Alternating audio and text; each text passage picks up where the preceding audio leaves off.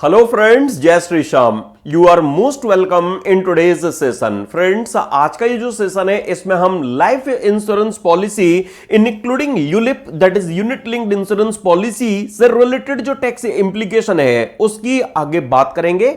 Law makers ने life insurance policy की जो रिसीट है उसे नॉर्मली सेक्शन 10 क्लॉज 10D में एग्जेम्प्ट बनाया हुआ है, लेकिन वहां कुछ स्पेसिफिक थिंग्स इस रिलेशन में एग्जिस्ट कर रही हैं। आइए ब्रीफली एक बेस पहले आपको डेवलप करा देता हूं।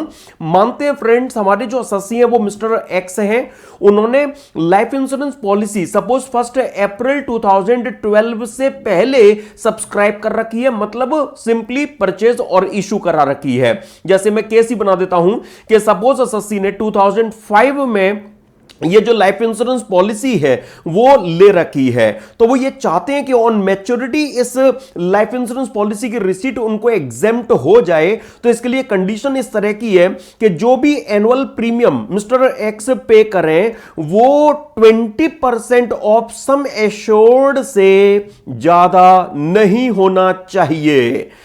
सम एश्योर्ड मतलब जितने का मिस्टर एक्स ने बीमा कराया है। तो सपोज मिस्टर एक्स ने 20 लाख रुपीस का सपोज इंश्योरेंस लिया है, तो जो एनुअल प्रीमियम है वो 2 लाख रुपीस, वो 4 लाख रुपीस से ज्यादा हमें नजर नहीं आना चाहिए। हां, अगर ऐसा होगा ओनली देन, केवल तभी जब उस पॉलिसी की मैच्योरिटी पर एसएससी को रिसीट मिलेगी। हां, तब उस ऐसे केस में ही sum received on maturity of that policy SSC के हैंड्स में एग्जेम्पशन के लिए क्वालिफाई करेगा। तो पहले जो नॉर्मल लीगल पोजीशन है मैं उसके लिए एक बेस आपको यहां पर डेवलप करा रहा हूं। अगर सपोज हमारे जो एसएससी हैं उन्होंने जो लाइफ इंश्योरेंस पॉलिसी है वो 1 अप्रैल 2012 ऑनवर्ड्स ली हुई है, लाइक 2015 में सपोज उन्होंने जो लाइफ इंश्योरेंस पॉलिसी है वो ली हुई है, तो ऐसे केस में वो चाहते हैं कि उन्हें इस पॉलिसी की जो रिसीट है वो एग्जेम्प्ट हो जाए। तो इसके लिए क्या जरूरी होगा कि जो एनुअल प्रीमियम उस पॉलिसी में वो भरेंगे वो annual premium 10% of sum assured से ज्यादा नहीं होना चाहिए। तो करेंट सिनेरियो में माय डियर फ्रेंड, जो पॉलिसी पर्सन लेते हैं अगर वो जितने का बीमा कराते हैं उसके 10% से ज्यादा एनुअल प्रीमियम अगर नहीं होता है, केवल उसी केस में वो एग्जेम्पशन के लिए एलिजिबल हो पाते हैं। ओनली देन, अगर ऐसा होगा केवल तभी sum received on maturity of that LIP SSC के हैंड्स में एग्जेम्पशन के लिए माय डियर फ्रेंड्स क्वालिफाई करेगी। कहां? सेक्शन 10 क्लॉज 10D में। अच्छा, अब ये जस्ट एक ब्रीफ अंडरस्टैंडिंग काइंडली आप डेवलप करते जाइए। अभी देखिए यहां नॉर्मली तो 1 अप्रैल 2012 ऑनवर्ड्स अगर पॉलिसी ली जाए तो जो एनुअल प्रीमियम है वो सम एश्योर्ड के 10% से ज्यादा नहीं होना चाहिए, राइट। लेकिन इसका भी एक एक्सेप्शन है, उसके लिए भी बेस डेवलप कर लीजिए। इन केस ऑफ हैंडिकैप्ड पर्सन, मान लेते हैं कोई मिस्टर वाई है, वो सपोज हैंडिकैप्ड पर्सन है, तो उनके केस में लॉ मेकर्स ने 10% को 15% कर दिया है। तो इन case of disabled person, yes friends, अगर कोई पर्सन डिसेबल्ड है तो ऐसे केस में जो एनुअल प्रीमियम है वो 10% से भी ज्यादा हो चलेगा, लेकिन 15 से ज्यादा नहीं होना चाहिए। यस, तो लॉ मेकर्स ने फाइनेंस एक्ट 2013 से फ्रेंड्स ये जो प्रोस्पेक्टिव इफेक्ट से जो इंसर्शन है वो किया कि 1 अप्रैल 2013 ऑनवर्ड्स अगर किसी डिसेबल्ड पर्सन ने कोई लाइफ इंश्योरेंस पॉलिसी ली है तो उस केस में जो एनुअल प्रीमियम है वो सम एश्योर्ड के 15% से ज्यादा नहीं होना चाहिए। हां, अगर ये बात पूरी होगी ओनली देन, केवल तभी एसएससी को जो सम रिसीव्ड होगा on maturity of that policy वो उस एसएससी के हैंड्स में एग्जेम्पशन के लिए क्वालिफाई करेगा। उसे लॉ मेकर्स ने सेक्शन 1010D में एग्जेम्पशन के लिए एलिजिबल बनाया हुआ है। तो पहले जो नॉर्मल प्रोविजंस हैं मैं उनके लिए एक बेस आपको यहां डेवलप करा रहा हूं। तो फ्रेंड्स, जो थ्रेशोल्ड एग्जिस्ट कर रहे हैं सेक्शन 1010D में एग्जेम्पशन के लिए, वो ये थ्रेशोल्ड है in terms of percentage, right. तो एक ब्रीफ बेस आपने अभी डेवलप किया। आइए जरा मैं ये वाला पार्ट पहले नोट्स से आपको रिलेट कराना चाहूंगा। तो देखिए, this section 10D provides that the sum received under life insurance policy including bonus shall be exempt subject to the fulfilment of the following condition. क्या? In case of policy issued on or after 1 April 2012, that is in current scenario, annual premium should not exceed 10% of the actual sum assured। और जिसका exception आपने देखा 15% for disabled person covered under section 80U और 80DDB। ये deduction chapter में आपको देखने को मिलेंगे जहां पर्सन विद डिसेबिलिटी कवर्ड है। तो if policy is issued on or after 1 April 2013 तो उनके लिए 15% से ज्यादा एनुअल प्रीमियम नहीं होना चाहिए। However in case of policy issued before 1 April 2012 annual premium should not exceed 20% of the actual sum assured. अब माय डियर फ्रेंड्स, अगर सपोज वो life insurance policy keyman insurance policy है, तो आप याद उठाइए मैंने पीजीबीपी में ही आपके साथ में जब पहला ही सेक्शन चार्जिंग सेक्शन आपके साथ डिस्कस किया था, तो उस टाइम पर ही फ्रेंड्स हमने कीमैन इंश्योरेंस पॉलिसी के बारे में चर्चा की थी कि कीमैन इंश्योरेंस पॉलिसी का जो सम है वो तो एक्चुअली टैक्स के लिए चार्जेबल बनाया गया है। कीमैन इंश्योरेंस पॉलिसी क्या होती है? एक बिजनेसमैन के द्वारा अपने बिजनेस में की रोल प्ले करने वाले पर्सन की लाइफ पर ली गई इंश्योरेंस पॉलिसी। तो keyman insurance policy is nothing but another or different kind of life insurance policy. लेकिन उसमें जो प्रीमियम जाता है, एक बिजनेसमैन उसकी एज बिजनेस एक्सपेंस डिडक्शन ले पाता है, तो उस पॉलिसी में जो सम रिसीव होता है वो टैक्स के लिए चार्जेबल बनाया जाता है। वो किसके हैंड्स में टैक्सेबल होगा? डिपेंड करता है कि रेसिपिएंट कौन है। तो इस तरह की जो चीज है माय डियर फ्रेंड्स, वो मैंने आपके साथ में पीजीबीपी में ऑलरेडी कीमैन इंश्योरेंस पॉलिसी को लेकर डिस्कस कर रखी है। तो जो डिस्कशन अभी हम कर रहे हैं माय डियर फ्रेंड्स, वो कीमैन इंश्योरेंस पॉलिसी के लिए नहीं है, क्योंकि सेक्शन 1010D में ही लॉ मेकर्स ने अपनी तरफ से कीमैन इंश्योरेंस पॉलिसी को एग्जेम्पशन से आउट कर रखा है। तो exemption under this section is not available to any sum received under keyman insurance policy. Okay, तो कीमैन इंश्योरेंस पॉलिसी के लिए टैक्सेशन की अलग स्कीम है, वहां पर ये 1010D वर्क नहीं करता। वो उसका क्या होगा वो पीजीबीपी के पहले ही सेशन में हम डिस्कस करके ऑलरेडी आ चुके हैं। अब मैं लेकर चलना चाहता हूं आपको 2021 में। My dear friends, in the 2021 Nirmala Sitharaman ji ने यह ऑब्जर्व किया कि जो सेक्शन 1010D के प्रोविजंस हैं उनका एब्यूज और मिसयूज किया जा रहा है। हाई नेटवर्थ इंडिविजुअल इस एग्जेम्पशन का एब्यूज कर रहे हैं। कैसे? जरा सुनिए फ्रेंड्स, आपको पता होना चाहिए कि जो unit linked insurance policy in short ULIP होती हैं, ये एक्चुअली इंश्योरेंस कम इन्वेस्टमेंट प्रोडक्ट होते हैं। इनमें जो पॉलिसी होल्डर होता है उसे पॉलिसी लेने के टाइम पर ही इन्वेस्टमेंट का भी ऑप्शन मिलता है कि आप जो प्रीमियम इस पॉलिसी में पे किया करोगे उस प्रीमियम को आप कहां चाहते हो कि वो इन्वेस्ट हो। सपोज मैं चाहता हूं कि मेरा प्रीमियम इक्विटी मार्केट में इन्वेस्ट हो, तो मैं इक्विटी का ऑप्शन एक्सरसाइज कर लूंगा। तो इंश्योरेंस कंपनी यूलिप के अगेंस्ट में मुझसे जो प्रीमियम लिया करेंगी उसे इक्विटी मार्केट में आगे लगाया करेंगी। अगर मैंने डेट का ऑप्शन एक्सरसाइज किया तो वो डेट में लगाएंगी। अगर मैं हाइब्रिड का ऑप्शन एक्सरसाइज करता हूं कि भाई 80% इक्विटी 20% डेट, तो अकॉर्डिंगली वो यूलिप इशूइंग एंटिटी मेरे प्रीमियम को आगे इन्वेस्ट किया करेगी। राइट, ये मैंने यूलिप के बारे में थोड़ा सा आपको यहां पर बताया कि हां, यूलिप में पॉलिसी होल्डर को लाइफ इंश्योरेंस के साथ साथ इन्वेस्टमेंट ऑप्शन भी दिया जाता है।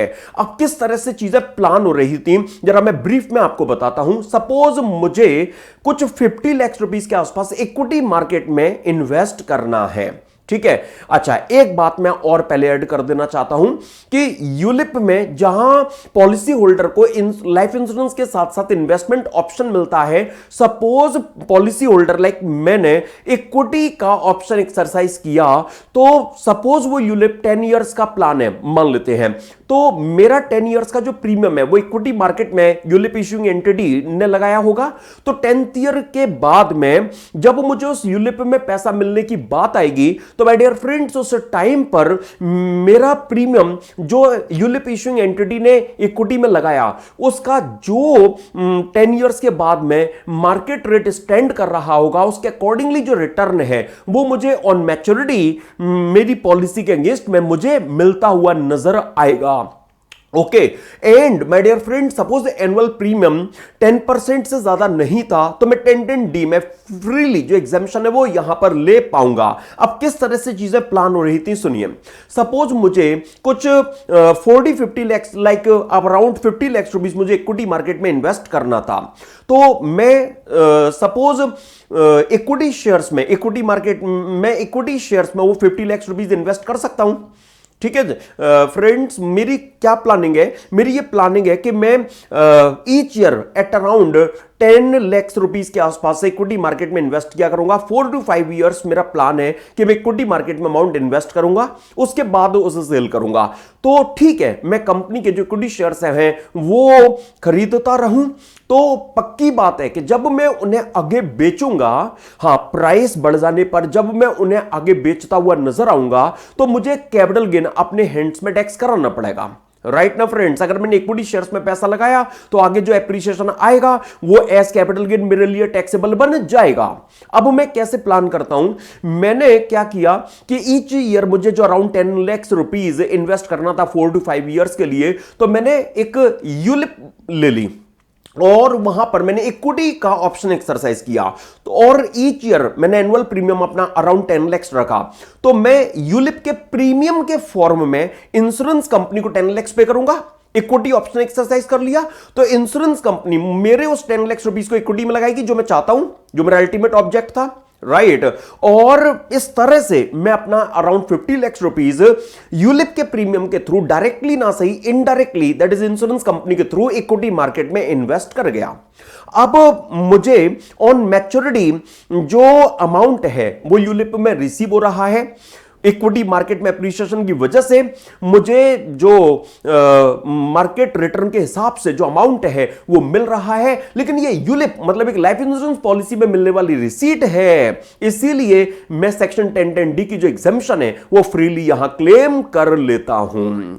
तो लॉ मेकर्स ने ऑब्जर्व किया कि हम तो जो 1010D की एग्जेम्पशन लाए थे वो लाइफ इंश्योरेंस पॉलिसी की रिसीट के लिए, जेन्युइन केस के लिए लाए थे कि कोई इनफैक्ट जो नीडी पर्सन है जिसको टैक्स एग्जेम्पशन का बेनिफिट मिलना चाहिए, उस तरह की जनरल पब्लिक को इंसेंटिवाइज करने के लिए हम ये एग्जेम्पशन के प्रोविजन लाए थे। लेकिन ये जो हाई नेटवर्थ इंडिविजुअल हैं, ये इक्विटी मार्केट में इन्वेस्टमेंट के लिए यूलिप का जो रूट है उसको यूज करके इस 1010D की एग्जेम्पशन को एंजॉय कर रहे हैं, क्योंकि हमने कोई प्रीमियम को लेकर जो लिमिट है वो 1010D में एग्जेम्पशन के लिए अटैच नहीं कर रखी है, जिसकी वजह से ये जो रिच पीपल है वो इस 1010D का जो बेनिफिट है वो उठा ले रहे हैं।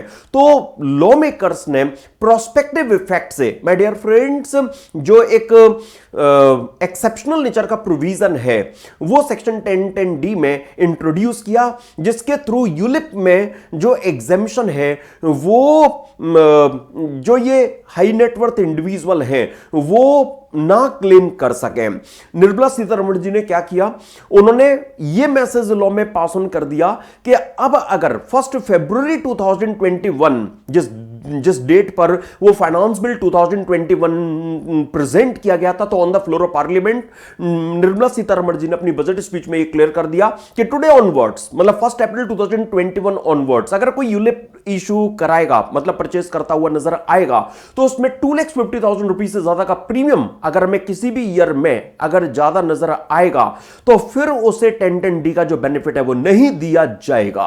राइट माय डियर फ्रेंड्स, तो जस्ट एक ब्रीफ अंडरस्टैंडिंग आपको डेवलप करनी है लॉ मेकर्स प्रोस्पेक्टिव इफेक्ट से जो ये प्रोविजंस हैं वो लॉ में लेकर आए। उन्होंने क्या मैसेज पास ऑन कर दिया कि अब अगर कोई भी ऐसी यूलिप जो 1 फरवरी 2021 ऑनवर्ड्स इशू हुई हो, सपोज राम ने मान लेते हैं कि 1 जनवरी 2021 में यूलिप परचेस कर ली थी, सब्सक्राइब कर ली थी, तो वो उस यूलिप में एनुअल प्रीमियम चाहे कितना भी कॉन्टिन्यूअसली पे करते रहे, उन्हें फ्यूचर में कभी भी जो भी सम रिसीव होगा वो 1010D में एग्जेम्प्ट होगा। ये वाली जो 2,50,000 रुपीज वाली अमेंडमेंट है वो उनको परेशान नहीं करेगी।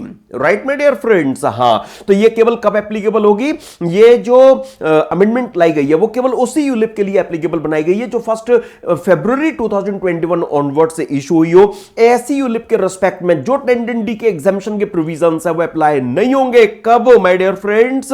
जब ऐसी पॉलिसी के टर्म के दौरान अगर किसी भी प्रीवियस ईयर के लिए हमें प्रीमियम का जो अमाउंट है वो अगर 2,50,000 रुपीज से क्रॉस करता हुआ नजर आया। सपोज जो पॉलिसी टर्म है, मान लेते हैं कि 4 इयर्स का है और उसमें यह अंडरस्टैंडिंग है कि फर्स्ट ईयर में 3 लाख का प्रीमियम और नेक्स्ट 3 इयर्स में 2 लाख का प्रीमियम, राइट? तो इस तरह से 4 इयर्स की उस यूलिप में 9 लाख का प्रीमियम जाना है, लास्ट 3 इयर्स में 2 लाख रुपीज जाना है, लेकिन फर्स्ट ईयर में 3 लाख जाना है, तो बात बिगड़ गई। अब उस केस में एग्जामिशन नहीं मिल पाएगी। मतलब क्या? अगर किसी एक साल के लिए भी अगर हमें प्रीमियम का अमाउंट 250 से ज्यादा नजर आया तो एग्जामिशन आपको नहीं मिल पाएगी। ऐसे हार्श प्रोविजन से जो लॉ मेकर्स ने यूलिप के रिस्पेक्ट में फोर्थ प्रोविजो से इस सेक्शन 10D में इंट्रोड्यूस कर रखे हैं। ओके फ्रेंड्स, तो कुछ भी ऐसा टेक्निकल नहीं था, सिंपल सी बात है जो आपने कंसीडरेशन में यहां लेकर ये चलनी है। अच्छा, तो अब मैं जरा एक केस आपके लिए बनाना चाहता हूं कि एक सिचुएशन फ्रेंड्स इस तरह की भी तो अराइज हो सकती है। जरा सोचो कैसी, कि सपोज हमारे जो अससी हैं वो मोहन है और मैं मान लेता हूं कि उन्होंने ये जो कट ऑफ डेट है 1 फरवरी 2021 की, यस माय डियर फ्रेंड्स, 1 फरवरी 2021 ऑनवर्ड्स ही यूलिप्स सब्सक्राइब की है, इशू हुई है उनको, राइट? और मान लेते हैं कि उन्होंने एक से ज्यादा जो यूलिप्स है वो सपोज ली है। ओके, अच्छा, अब यहां पर मैं मान लेता हूं कि फ्रेंड्स उन्होंने सपोज जैसे यूलिप 1 हो गई, एक यूलिप 2, इनको इस तरह से हम यहां पर डिफरेंशिएट कर देते हैं, यूलिप 3 हो गई, राइट? इसी तरह से एक यूलिप 4 हो गई और एक और चलो यूलिप डाल देते हैं जिससे सारे पॉइंट्स इसमें हमारे कवर हो सके। यूलिप 5 हो गई। ओके, अच्छा, अब यहां पर मान लेते हैं फ्रेंड्स जो सम एश्योर्ड हैं इन यूलिप में, जितने का बीमा मोहन ने कराया है वो सम एश्योर्ड फ्रेंड्स मान लेते हैं यूलिप 1 का 10 लाख, यूलिप 2 का 20 लाख, यूलिप 3 का 30 लाख, यूलिप 4 का मान लेते हैं फ्रेंड्स 40 लाख रुपीज और यूलिप 5 का सपोज 20 लाख रुपीज ही है। ओके, अच्छा, और जो एनुअल प्रीमियम का अमाउंट है ना, एनुअल प्रीमियम का अमाउंट माय डियर फ्रेंड्स मान लेते हैं कि यहां जैसे यूलिप 1 का सपोज 1 लाख है, इसका 2 लाख है, इसका 3 लाख है, और यूलिप 4 का मान लेते हैं फ्रेंड्स यहां सपोज चलो 3 लाख रुपीज ही यहां पर हम या एक काम करते हैं यहां चलो 3,50,000 रुपीज मान लेते हैं और यूलिप 5 का मान लेते हैं कि सपोज 2,25,000 रुपीज है। ओके, अच्छा, अब ये जो सिचुएशन अराइज हुई है इसमें आप देखिए यहां जो मिस्टर मोहन है उनको सपोज इन यूलिप में फ्यूचर में जो सम है वो रिसीव होता है, ऑन मैच्योरिटी उन्हें फ्यूचर में इन यूलिप में जो सम है वो रिसीव होता है। तो हम उस टाइम पर किन यूलिप्स के रिस्पेक्ट में जो एग्जामिशन है वो उनको कंफर्म करेंगे, किन के रिस्पेक्ट में नहीं। तो इसके लिए देखिए इन्होंने जो पहली यूलिप इन्होंने ये जो ली है इसमें जो एनुअल प्रीमियम है वो आप देखिए 2,50,000 रुपीज से ज्यादा नहीं है। तो सर क्या जो अभी आपने 2,50,000 रुपीज की लिमिट बताई वो किसी पर्सन के लिए 1 फरवरी 2021 ऑन पर यूलिप वर्क करेगी? ऐसे तो कोई भी पर्सन नंबर ऑफ यूलिप्स बढ़ा लेगा, लॉ का पर्पस डिफीट हो जाएगा। तो अगर सस्ती को 1 फरवरी 2021 ऑनवर्ड्स मोर देन 1 यूलिप्स अगर इशू हुई है तो ऐसे केस में वो पर्सन उन यूलिप्स के रिस्पेक्ट में जो एग्जामिशन है वो 10D में क्लेम कर सकेगा जिनका इन एग्रीगेट प्रीमियम हमें किसी भी ईयर में 250 से ज्यादा नजर नहीं आएगा। जैसे यहां फ्रेंड्स मैं मान लेता हूं कि सपोज जो सेकंड यूलिप है उसमें जो एनुअल प्रीमियम है वो 1,50,000 रुपीज आ रहा है, मैंने ये मान लिया है। ओके फ्रेंड्स, तो इस केस में हम क्या बोलेंगे कि ये जो फर्स्ट 2 यूलिप्स हैं, यस ये जो फर्स्ट 2 यूलिप्स हैं इनके रिस्पेक्ट में माय डियर फ्रेंड्स आप देख लीजिए जो एग्रीगेट एनुअल प्रीमियम है वो एग्रीगेट एनुअल प्रीमियम 2,50,000 रुपीज से ज्यादा नहीं है, राइट? तो हम ये कह सकते हैं कि ये वो फर्स्ट 2 यूलिप्स हम कह सकते हैं कि लेटर ऑन मतलब जब भी ऑन मैच्योरिटी इन 2 यूलिप्स में मोहन को जो सम रिसीव होगा उसके रिस्पेक्ट में 10D की जो एग्जेम्पशन है वो यहां क्लेम की जा सकेगी, राइट, वो यहां सेक्शन 10D में क्लेम की जा सकेगी। तो लॉ मेकर्स ने फिफ्थ प्रोविजो से ये मैसेज हमें पास ऑन किया कि जहां पर मोर देन 1 यूलिप्स अगर एसएससी को 1 फरवरी 2021 ऑनवर्ड से इशू हुई हो तो वो ये ना समझ बैठे कि 2,50,000 रुपीस की लिमिट शायद पर यूलिप होगी ना। लॉ मेकर्स ने मोर देन 1 यूलिप्स के जो केस हैं वो एक्चुअली फोर्थ प्रोविजो के बाद में फिफ्थ प्रोविजो से यहां हैंडल कर रखे हैं। देखिए जरा प्लीज क्या लॉ मेकर्स ने यहां मैसेज हमें पास ऑन कर रखा है। If the premium is payable for more than 1 ULIP issued on or after 1st February 2021, the exemption under section 1010D shall apply only for those ULIPs for which the aggregate premium doesn't exceed 2,50,000 in any previous year during the term of any of those policies. Okay तो friends वो policies जिनमें policy term के दौरान किसी भी year में अगर in aggregate annual premium अगर 250 से ज्यादा में नजर ना आए, हम उन पॉलिसीज के रिस्पेक्ट में जो एग्जेम्पशन है वो यहां एसएससी को दे देंगे। अब आप देखिए यहां एक छोटा सा मैं चेंज करना चाहता हूं, वो ये अगर मैं यहां पर थर्ड यूलिप के लिए भी फ्रेंड्स अगर मैं मान लूं कि जो अमाउंट है वो 2 लाख रुपीस का है, मैंने मान लिया फ्रेंड्स, ओके, तो अब इस केस में आप देखिए जो थर्ड यूलिप है उसके रिस्पेक्ट में जो एनुअल प्रीमियम है वो 250 से ज्यादा नहीं है, लेकिन जो 250 की लिमिट है वो फर्स्ट 2 यूलिप्स के रिस्पेक्ट में एग्जॉस्ट हो जा रही है। तो इसलिए अब इस केस में हम ये कह सकते हैं कि जो सेक्शन 1010D की एग्जेम्पशन है वो थर्ड यूलिप के रिस्पेक्ट में एसएससी को नहीं मिल पाएगी। ओके, तो ये इफेक्ट हो गया, ये इफेक्ट हो गया my dear friends fourth and fifth proviso का जो अभी अभी आपने देखे। फोर्थ प्रोविजो जो 2,50,000 रुपीस की लिमिट लाया और फिफ्थ प्रोविजो ने माय डियर फ्रेंड्स जो मोर देन 1 यूलिप के केस में एक एग्रीगेशन वाला जो मैसेज है वो हमें पास ऑन कर दिया। ठीक है फ्रेंड्स, हां, तो अगर मोहन चाहते हैं कि उन्हें इस पॉलिसी के रिस्पेक्ट में एग्जेम्पशन मिल जाए तो ठीक है, आप पहली 2 पॉलिसीज के रिस्पेक्ट में एग्जेम्पशन छोड़ दो, मत क्लेम करो, तो फिर आपको हमें इस इकलौती पॉलिसी के रिस्पेक्ट में जो एग्जेम्पशन है वो दे देंगे, बात खत्म। अच्छा, अब फ्रेंड्स जस्ट एडिशनली यहां जो ये यूलिप 4 है आप देखिए इसमें तो वैसे भी जो एग्जेम्पशन है वो 1010D में नहीं मिलने वाली थी। ये तो माय डियर फ्रेंड्स वैसे भी सेक्शन 1010D में इंडिविजुअली भी एग्जेम्पशन के लिए एलिजिबल नहीं बननी थी। हां, क्यों? क्योंकि फ्रेंड्स फोर्थ प्रोविजो में 250 की लिमिट है और आपने तो इस पॉलिसी के रिस्पेक्ट में ही सिंगली जो प्रीमियम है वो 250 से पे कर रखा है, तो इस पॉलिसी के रिस्पेक्ट में तो आपको इंडिविजुअली ही जो एग्जेम्पशन है वो नहीं मिलने वाली थी। अब मैंने फ्रेंड्स ये जो लास्ट वाली यूलिप 5 है फ्रेंड्स 1 मिनट के लिए भूल जाते हैं कि मोहन ने पहली 4 पॉलिसी भी ले रखी है, 1 मिनट के लिए भूल जाते हैं। ठीक है फ्रेंड्स, हां, तो अब ऐसे केस में मोहन ये अगर चाहे कि जो यूलिप 5 है इसमें उनका एनुअल प्रीमियम 250 से ज्यादा नहीं है, मुझे तो केवल इसी यूलिप 5 के रिस्पेक्ट में एग्जेम्पशन दे दो, नहीं देंगे।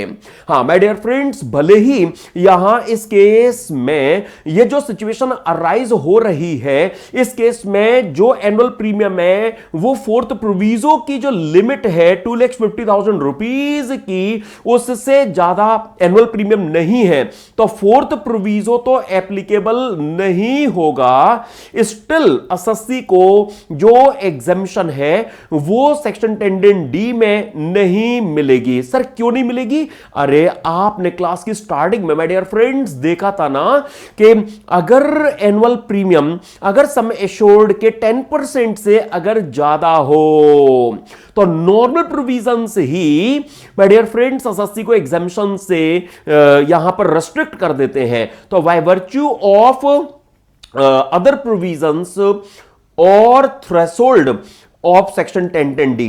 जो सेक्शन 1010D का जो my dear friends normal threshold है 10% वाला, उसी की वजह से एसएससी यहां पर एग्जामिशन के लिए एलिजिबल नहीं बन पाएगा। ओके, तो आपको ये यहां पर कंसीडरेशन में बात जरूर लेकर चलनी है कि भले 250 से ज्यादा एनुअल प्रीमियम यूलिप का नहीं है, लेकिन अगर माय डियर फ्रेंड्स ये अगर 10% ऑफ सम एश्योर्ड से अगर अमाउंट ज्यादा है, आप देखिए 1 अप्रैल 2012 ऑनवर्ड्स का केस है, इनफैक्ट 1 फरवरी 2021 ऑनवर्ड्स का केस है। तो यहां इस केस में फ्रेंड्स जो एग्जामिशन अवेलेबल नहीं हो पा रही है उसका जो रीजन है वो यही है कि जो एनुअल प्रीमियम है वो annual premium my dear friends वो annual premium 10% of sum assured से हमें ज्यादा नजर आ रहा है। ओके ना, तो आप देख लीजिए 10% of 20 lakhs that is 2 lakhs से एनुअल प्रीमियम ज्यादा होने की वजह है।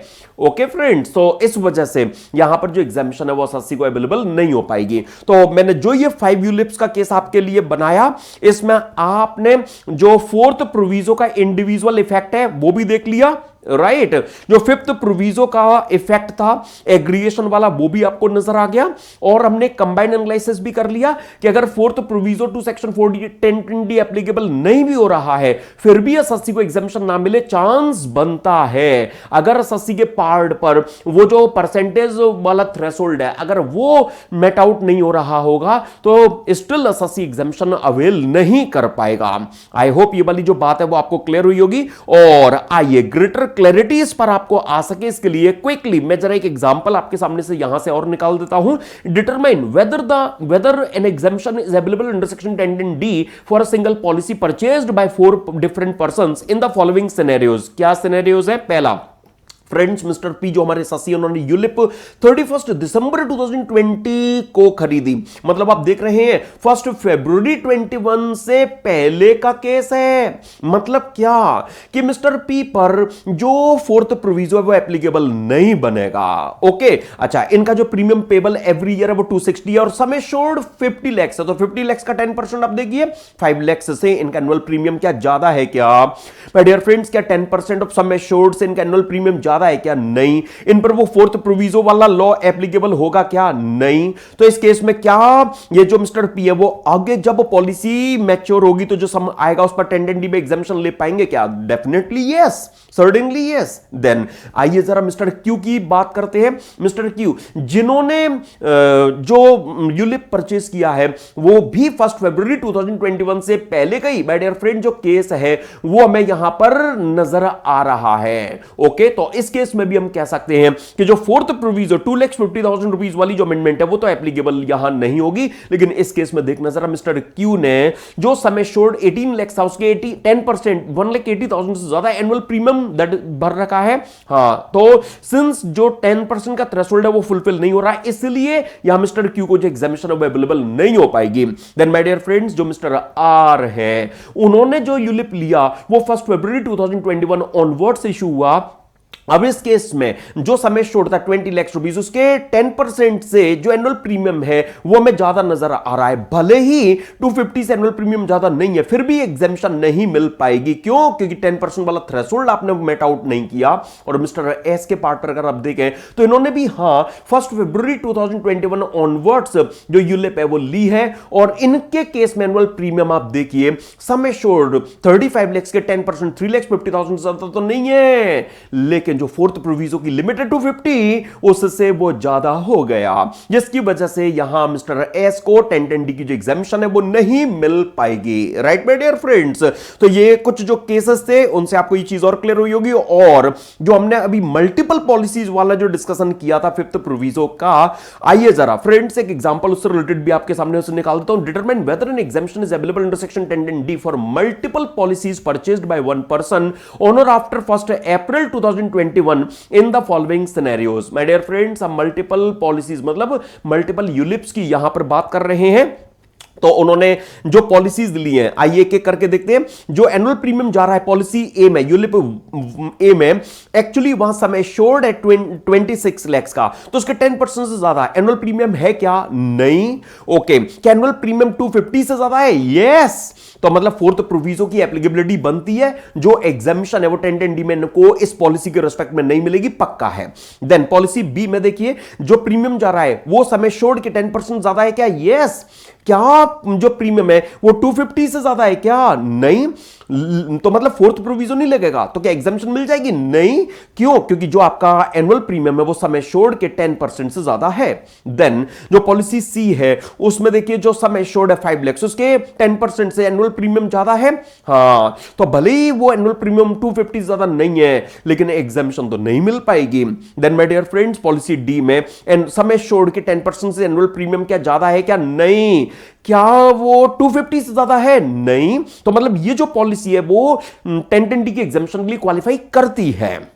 लेकिन इन्होंने 1 फरवरी 2021 ऑनवर्ड्स एक पॉलिसी ई भी ले रखी है, उसमें भी सम एश्योर्ड 7 लाख के 10% से एनुअल प्रीमियम ज्यादा नहीं है, 250 से भी वो एनुअल प्रीमियम उस पॉलिसी का ज्यादा नहीं है। क्या 1010 में एग्जामिशन के लिए अदरवाइज ये पॉलिसी क्वालिफाई करती है? यस।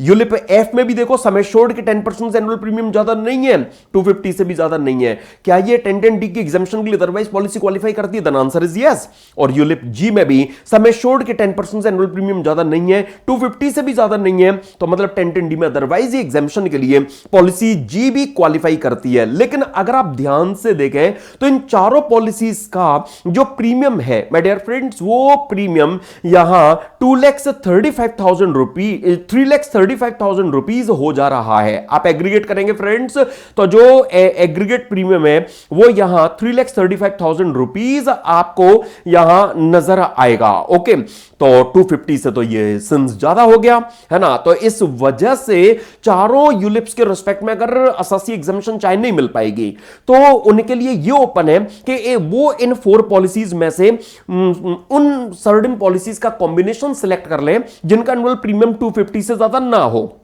तो उनके रिस्पेक्ट में वो एग्जामिशन ले ले। अब वो उनकी चॉइस है कि वो पॉलिसी डी ई एफ में जाए या पॉलिसी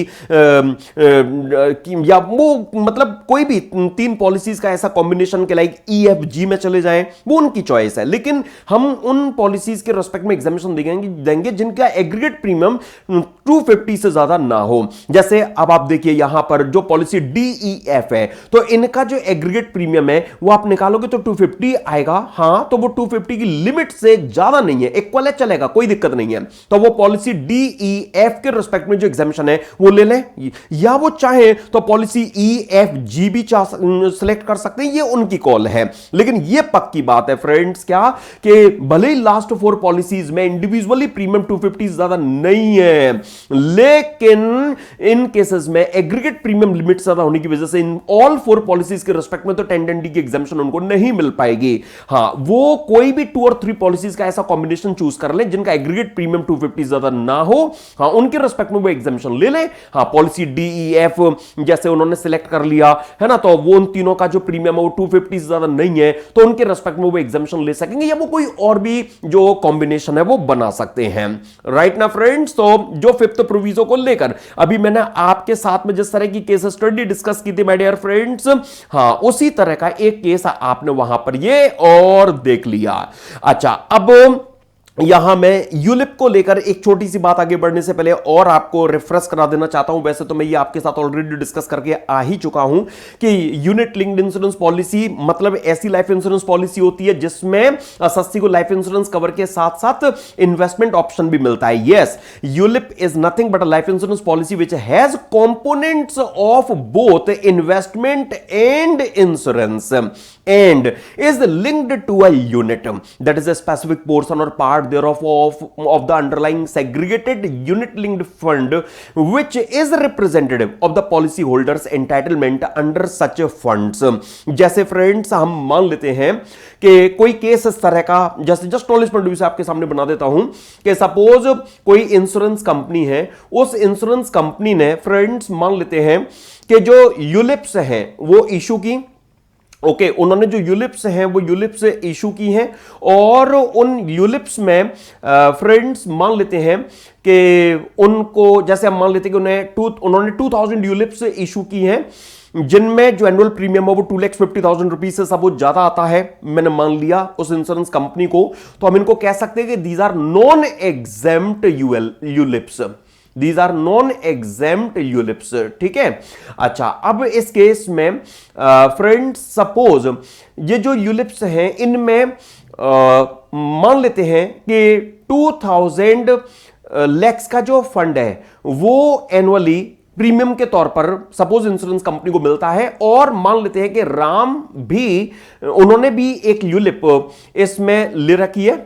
ठीक है, उन्होंने भी फ्रेंड्स में मान रहा हूं कि जो एक यूलिप है वो इस इंश्योरेंस कंपनी से ले रखी है और वो जो प्रीमियम देते हैं फ्रेंड्स वो 5 लाख रुपीस का प्रीमियम देते हैं। तो अब ऐसे केस में जो इंश्योरेंस कंपनी है उसने 2 लाख रुपीस का फंड जो यूलिप से इशू करके आया उसको आगे सपोज इक्विटी मार्केट में लगाया, तो जो यूनिट लिंक्ड फंड है, यस माय डियर फ्रेंड्स, हाँ 2000 रुपीज 2000 लैक्स का जो यूनिट लिंक्ड फंड है जो इक्विटी मार्केट में सपोज लगाया गया, उसमें राम का जो अमाउंट है उनका जो स्पेसिफिक पोर्शन है वो कितना है, 5 लाख का है। तो हम कह सकते हैं कि 5 lakh divided by 2000 lakhs into 100, तो मतलब क्या कि वो जो यूलिप है वो राम का जो एक स्पेसिफिक पोर्शन दैट इज 0.25% के लिए राम को एंटाइटल शो करती हैं। इनफैक्ट जो 2000 लैक्स का जो आगे इंश्योरेंस कंपनी ने इन्वेस्टमेंट किया उसमें पॉलिसी होल्डर लाइक राम का जो एंटाइटलमेंट है वो 0.25% पोर्शन के लिए वो एंटाइटल यहां पर ट्रीट किए जाएंगे। ओके फ्रेंड्स, तो मतलब क्या कि जो भी यूलिप का फंड होगा उसमें हर एक यूनिट होल्डर का जितना कंट्रीब्यूशन होगा उतना अमाउंट वो यूलिप उस पॉलिसी होल्डर के लिए रिप्रेजेंट करेगी कि आप इतने पोर्शन के लिए एंटाइटल है कि आगे जो भी रिटर्न आएगा उसमें उतना परसेंटेज रिटर्न के लिए आप एंटाइटल ट्रीट किए जाएंगे। ओके फ्रेंड्स, आइए ये जो मीनिंग है इसको जस्ट एक बार आपने गो थ्रू करना था। Mainly examination point of view से जो आपको कैरी करना है वो बात है केवल और केवल जो 2021 में निर्मला सीतारमण जी ने जो लॉ में इंट्रोड्यूस की, मैंने वो आपके साथ में जो अभी डिस्कस की उनको मेनली आपने कंसीडरेशन में लेकर चलना है। ओके फ्रेंड्स, अच्छा अब चलो हमने जान लिया कि 1 फरवरी 2021 ऑनवर्ड्स अगर किसी ने यूलिप ली जिसमें एनुअल प्रीमियम 2,50,000 रुपीज ज्यादा पे किया तो उस यूलिप की मैच्योरिटी पर जो सम रिसीव्ड होगा वो असेसिकली एग्जेम्प्टेड नहीं होगा। ऐसे जो लीगल प्रोविजंस है वो लॉ में आ गए। उस यूलिप के मैच्योरिटी पर जो सम रिसीव होगा, हाँ उस पर टेंडेंटी की एग्जेम्पशन नहीं मिलेगी, मतलब टैक्सेशन होगा, लेकिन कैसे टैक्सेशन होगा? तो लॉ मेकर्स चाहते हैं कि यूलिप का जो टैक्सेशन है वो कैपिटल गेन हेड में हो। इसके लिए उन्होंने कैपिटल एसेट की डेफिनेशन में फाइनेंस एक्ट 2021 से ऐसी यूलिप जिस पर 4th एंड 5th प्रोविजो के प्रोविजंस 10(10)(d) के लग रहे हो, मतलब जो एग्जेम्पशन के लिए क्वालिफाई इन प्रोविजंस की वजह से ना हो पा रही हो, उस यूलिप को कैपिटल एसेट का दर्जा दे दिया। उस यूलिप की मैच्योरिटी पर जो सम आएगा एसएससी को प्रीमियम से ओवर एंड एबव जो रिसीव्ड होता हुआ नजर आएगा वो उसके लिए एज कैपिटल गेन टैक्स के लिए चार्जेबल बना दिया जाएगा। तो कैपिटल गेन हेड में यूलिप पर टैक्सेबिलिटी आ सके इसके लिए लॉ मेकर्स ने कैपिटल एसेट की डेफिनेशन में जो माय डियर फ्रेंड्स अमेंडमेंट है वो लॉ में ला दी। ओके, उन्होंने क्या originally my dear friends message हमें पास ऑन किया था, उन्होंने ओरिजिनली ये मैसेज पास ऑन किया, a ULIP to which exemption under section 10(10)(d) of the act does not apply on account of the applicability of the 4th and 5th proviso, वो 2,50,000 rupees वाली limit वाली amendment. हाँ, अगर उस amendment की वजह से किसी यूलिप पर अगर एग्जेम्पशन के प्रोविजन एप्लीकेबल नहीं बन पा रहे हैं, that ULIP will be treated as capital asset. अब फ्रेंड्स ये अमेंडमेंट लॉ मेकर्स लॉ में ले तो आई, लेकिन फाइनेंस एक्ट 2025 लाते टाइम पर निर्मला सीतारमण जी ने यह प्रैक्टिकली ऑब्जर्व किया कि किसी यूलिप के रिस्पेक्ट में एग्जेम्पशन हो सकता है कि जो 2,50,000 रुपीज वाली जो लिमिट वाली अमेंडमेंट है उसके अलावा भी किसी और वजह से उसे किसी यूलिप के रिस्पेक्ट में जो एग्जेम्पशन है वो ना मिल पा रही हो, जैसे वो 10% का जो थ्रेशोल्ड होता है अगर वो वायलेट हो रहा है तभी भी तो 10(10)(d) में जो एग्जेम्पशन है वो एसएससी को यूलिप के रिस्पेक्ट में नहीं मिल पा रही होगी। तो उस केस में क्या होगा? उस केस में एक व्यू माय डियर फ्रेंड्स ये बनता है कि भाई यूलिप इन्वेस्टमेंट कम इंश्योरेंस प्रोडक्ट होते हैं, तो इसमें इन्वेस्टमेंट का फीचर होने की वजह से जो अदरवाइज टैक्सेबल यूलिप है उन पर भी जो टैक्सेबिलिटी है वो कैपिटल गेन हेड में होनी चाहिए। लेकिन एक दूसरा व्यू ये भी बनता है कि भाई जो यूलिप जो फोर्थ प्रोविजो की वजह से एग्जाम्प्ट नहीं हो पा रही है, 250 लाख रुपीस के थ्रेशोल्ड की वजह से एग्जाम्प्ट नहीं हो पा रही है स्पेसिफिकली कैपिटल स्टेट की डेफिनेशन में, तो उन नॉन एग्जाम्प्ट यूलिप को कवर किया गया है। तो अदरवाइज जो नॉन एग्जाम्प्ट यूलिप है वो कैपिटल स्टेट की डेफिनेशन में कवर नहीं हो सकती, तो उनके रिस्पेक्ट में जो टैक्सेशन है वो अदर सोर्सेज हेड में डाल दिया जाना चाहिए। तो ये जो एम्बिग्यूटी थी इसको फाइनेंस एक्ट 2025 से लॉ मेकर्स ने रिमूव किया और उन्होंने जो स्पेसिफिक वर्ड्स थे माय डियर फ्रेंड्स ये on account of applicability of fourth and fifth proviso अब उनको डिलीट कर दिया। अब क्या मैसेज लॉ में रह गया है कि कोई भी ऐसी यूलिप जिस पर 1010D के जो प्रोविजन है वो अप्लाई नहीं हो रहे हो, रीजन चाहे कोई भी हो, चाहे वो 2,50,000 रुपीस की जो फोर्थ प्रोविजो वाली अमेंडमेंट है उसके वायलेशन की वजह से एग्जाम्पशन नहीं मिल रही है, या 10% का जो अदरवाइज थ्रेशोल्ड होता है उसके वायलेशन की वजह से एग्जाम्पशन नहीं मिल रही है, रीजन चाहे कोई भी हो, कोई भी यूलिप जिस पर 1010D के प्रोविजन एप्लीकेबल नहीं हो रहे हैं, जिनको 1010D में एग्जाम्पशन नहीं मिल रही है, ऐसी taxable ULIP will be treated as a capital asset. तो फ्रेंड्स कैपिटल असेट की डेफिनेशन में लॉ मेकर्स ने अब जो ग्रेटर क्लैरिटी है वो यहां पर ला दिया। तो फ्रेंड्स जिस तरह का इशू रहा था actually to clarify the aforesaid doubts and to affirm the taxation under the head capital gain of other ULIPs also which are not being exempt due to threshold of 10% of sum assured the reference of on account of applicability of the fourth and fifth proviso in section 2 clause 14 sub clause C that is from definition of capital asset has been deleted.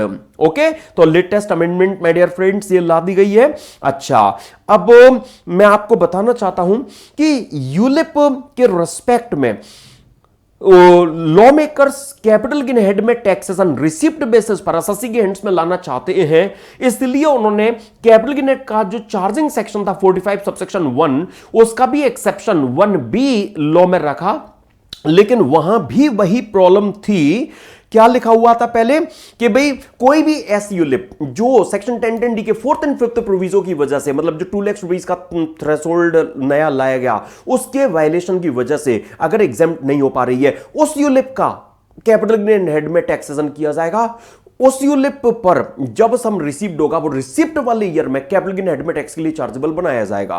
तो जो other non exempt ULIP है उनके respect में फिर litigation का chance बनता था। तो लॉ मेकर्स ने ना सिर्फ कैपिटल असेट की डेफिनेशन बल्कि कैपिटल गेन की चार्जेबिलिटी वाले section in relation to ULIP 45(1)(b) से और यूलिप के एप्रिसिएशन को किस रेट से टैक्स किया जाएगा उसको लेकर माय डियर फ्रेंड्स 112A में भी पहले जहां फोर्थ एंड फिफ्थ प्रोविजो वाली यूलिप केवल पड़ी हुई थी, अब वो रेफरेंस उन सभी जगह से डिलीट किया जा चुका है। एक्चुअली अब माय डियर फ्रेंड्स मैं आपके सामने एक काम करता हूं, जरा जो ये अदर मैंने आपके साथ में पॉइंट्स अभी रखे हैं इनके बारे में पहले जरा मैं एक चीज आपके सामने से निकाल देता हूं। देखिए जैसे मैंने अभी आपको हिंट तो कर ही दिया था सेक्शन 45(1)(b) के लिए कि अगर किसी एसएससी को यूलिप में ड्यूरिंग द प्रीवियस ईयर अगर कोई भी सम इंक्लूडिंग बोनस अगर रिसीव होता है एंड उन्हें 1010D की जो एग्जाम्पशन है वो डिनाई हो रही है, मिल नहीं पा रही है, तो जो भी उन रिसीट से एसएससी को प्रॉफिट और गेन राइज होगा वो उनके लिए एज कैपिटल गेन टैक्स के लिए चार्जेबल होगा। कौन से ईयर में? जिस ईयर में उनको वो अमाउंट रिसीव हो रहा है, और ये टैक्सेबल इनकम प्रेस्क्राइब्ड मैनर में कंप्यूट की जाएगी, जिसके लिए अभी मैं रूल 8AD आपके साथ में डिस्कस आगे करने वाला हूं। ओके तो अभी आप उसकी तो चिंता करना मत, राइट माय डियर फ्रेंड्स। बस मैं आपको यह बात हाईलाइट करना चाहूंगा कि सेक्शन 45(1)(b) से भी जो फोर्थ एंड फिफ्थ प्रोविजो का स्पेसिफिक केस था उस स्पेसिफिकनेस को यहां से रिमूव कर दिया गया है। अब माय डियर फ्रेंड्स अगर यूलिप एग्जेम्प्ट नहीं हो रही है, रीजन चाहे कोई भी हो, उसका जो टैक्सेशन है वो कैपिटल गेन हेड में पिक्चर में आएगा। Okay my dear friends. अच्छा इसी तरह से लॉ मेकर्स ने माय डियर फ्रेंड्स जो सेक्शन 112A है वहां से भी जो ये रेफरेंस है उसको यहां डिलीट कर दिया, रिमूव कर दिया है। अच्छा एक काम करते हैं फ्रेंड्स, मैं जरा आपको सेक्शन 112 के बारे में चलिए थोड़ा सा बता देता हूं, उसके बाद में मैं रूल में आपको लेकर चलूंगा आगे। देखिए, आप पहले तो ये रिकॉल कीजिए कि अगर कोई एसएससी इक्विटी ओरिएंटेड फंड की यूनिट अगर होल्ड करता है, तो इक्विटी ओरिएंटेड फंड की यूनिट्स के ट्रांसफर पर उसे जो कैपिटल गेन होता है, जो long term capital gain arise होता है, वो 1,25,000 रुपीज तक एग्जाम्प्ट होता है। उसके बाद में 12.5% से टैक्स किया जाता है। याद कीजिए, मैं ये कुछ नया आपके सामने नहीं रख रहा हूं, हम सेक्शन 112A में ये डिस्कस करके आ चुके हैं, है ना, कि एसटीटी के लिए चार्जेबल ट्रांजैक्शन से अगर एलटीसीजी अराइज होता है तो उस पर 112A एप्लीकेबल बनाया गया है। और इक्विटी ओरिएंटेड फंड की यूनिट अगर आप ट्रांसफर करते हैं, एसटीटी लगता है, तो आपको उस एसटीटी वाले ट्रांजैक्शन से जो एलटीसीजी आता है उस पर आपको 112A का जो कंसेशनल टैक्सेस है वो पिक्चर में लाया जाता है। अब मैं आपको बता दूं कि जो टैक्सेबल यूलिप्स हैं वो भी एसटीटी के लिए चार्जेबल बना दी गई हैं। एसटीटी के स्कोप में केवल शेयर्स यूनिट वगैरह नहीं है, वहां यूलिप्स भी माय डियर फ्रेंड्स कवर कर दी गई हैं। एक बात तो पहले आप ये कंसीडरेशन में ले लें, जो टैक्सेबल यूलिप्स है, ठीक है फ्रेंड्स। दूसरी बात, लॉ मेकर्स ये चाहते हैं कि जैसे इक्विटी ओरिएंटेड फंड की यूनिट्स का टैक्सेशन होता है 112A में, बिल्कुल वैसा ही टैक्सेशन टैक्सेबल यूलिप्स के केस में भी पिक्चर में आ जाए। इसके लिए उन्होंने जो 112A में इक्विटी ओरिएंटेड फंड की जो डेफिनेशन थी, उस डेफिनेशन को ही उन्होंने अमेंड कर दिया। मैं आपको पहले याद दिला दूं, हमने माय डियर फ्रेंड्स जब कैपिटल गेन्स चैप्टर डिस्कस किया था, तो कैपिटल गेन्स चैप्टर में पहली क्लास में माय डियर फ्रेंड्स जब हम कैपिटल एसेट की डेफिनेशन डिस्कस कर रहे थे, तो उसी टाइम पर मैंने इक्विटी ओरिएंटेड फंड का जो मीनिंग था वो आपके साथ में रिकॉल कीजिए, ये डिस्कस किया था। इक्विटी ओरिएंटेड फंड में हमने तब क्या डिस्कस किया था कि ऐसा फंड जो म्यूचुअल फंड की स्कीम में सेटअप किया गया हो, है ना, ऐसा फंड जो म्यूचुअल फंड की स्कीम में सेटअप किया गया हो, हां, ऐसा फंड जो इक्विटी ओरिएंटेशन पर्पस के लिए बनाया गया हो कि जो पब्लिक में यूनिट्स इश्यू करके जो भी प्रोसीड्स रिसीव करेगा वो सब्सटेंशियली इक्विटी में डायरेक्टली इनडायरेक्टली लगाएगा। अगर वो इनडायरेक्टली मतलब किसी अदर फंड में अगर लगाता है तो अपनी टोटल प्रोसीड्स का एटलीस्ट 90% वो उस अदर फंड में लगाएगा, और फिर वो अदर फंड आगे टोटल फंड्स का एटलीस्ट 90% जो आरएससी में लिस्टेड इक्विटी शेयर्स हैं उनमें इन्वेस्ट करता हुआ नजर आएगा, है ना। मतलब हमारे इस under consideration XYZ mutual fund का जो 90% टोटल प्रोसीड है वो डायरेक्टली ना सही इनडायरेक्टली किसी अदर फंड के थ्रू इक्विटी में पास ऑन हो, इस तरह का सीन यहां पर बनाया गया। सपोज ये फंड अगर डायरेक्टली इक्विटी में अगर पैसा लगाता है तो वो अपनी टोटल प्रोसीड्स का एटलीस्ट 65% भी अगर इक्विटी में इन्वेस्ट कर देगा तो बात बन जाएगी, वो इक्विटी ओरिएंटेड फंड का दर्जा पा लेगा। मैंने तभी भी कहा था कि जो इक्विटी ओरिएंटेड फंड की डेफिनेशन से related my dear friends ULIP वाला पार्ट है वो हम यूलिप के टाइम पर डिस्कस करेंगे, और वो टाइम अब आ गया है। लॉ मेकर्स ने माय डियर फ्रेंड्स इस इक्विटी ओरिएंटेड फंड की जो डेफिनेशन है उसमें ना सिर्फ म्यूचुअल फंड की स्कीम में सेटअप किया गया फंड, बल्कि उन्होंने एक और जो केस है वो इस इक्विटी ओरिएंटेड फंड की डेफिनेशन में डाल दिया है। जैसे सपोज एक इंश्योरेंस कंपनी है, उस इंश्योरेंस कंपनी ने माय डियर फ्रेंड्स जो यूलिप्स इशू की, उन्होंने जो यूलिप्स इशू की है, यस फ्रेंड्स, और ये जो यूलिप्स हैं ये सपोज टैक्सेबल यूलिप्स है, मतलब नॉन एग्जेम्प्ट यूलिप्स है।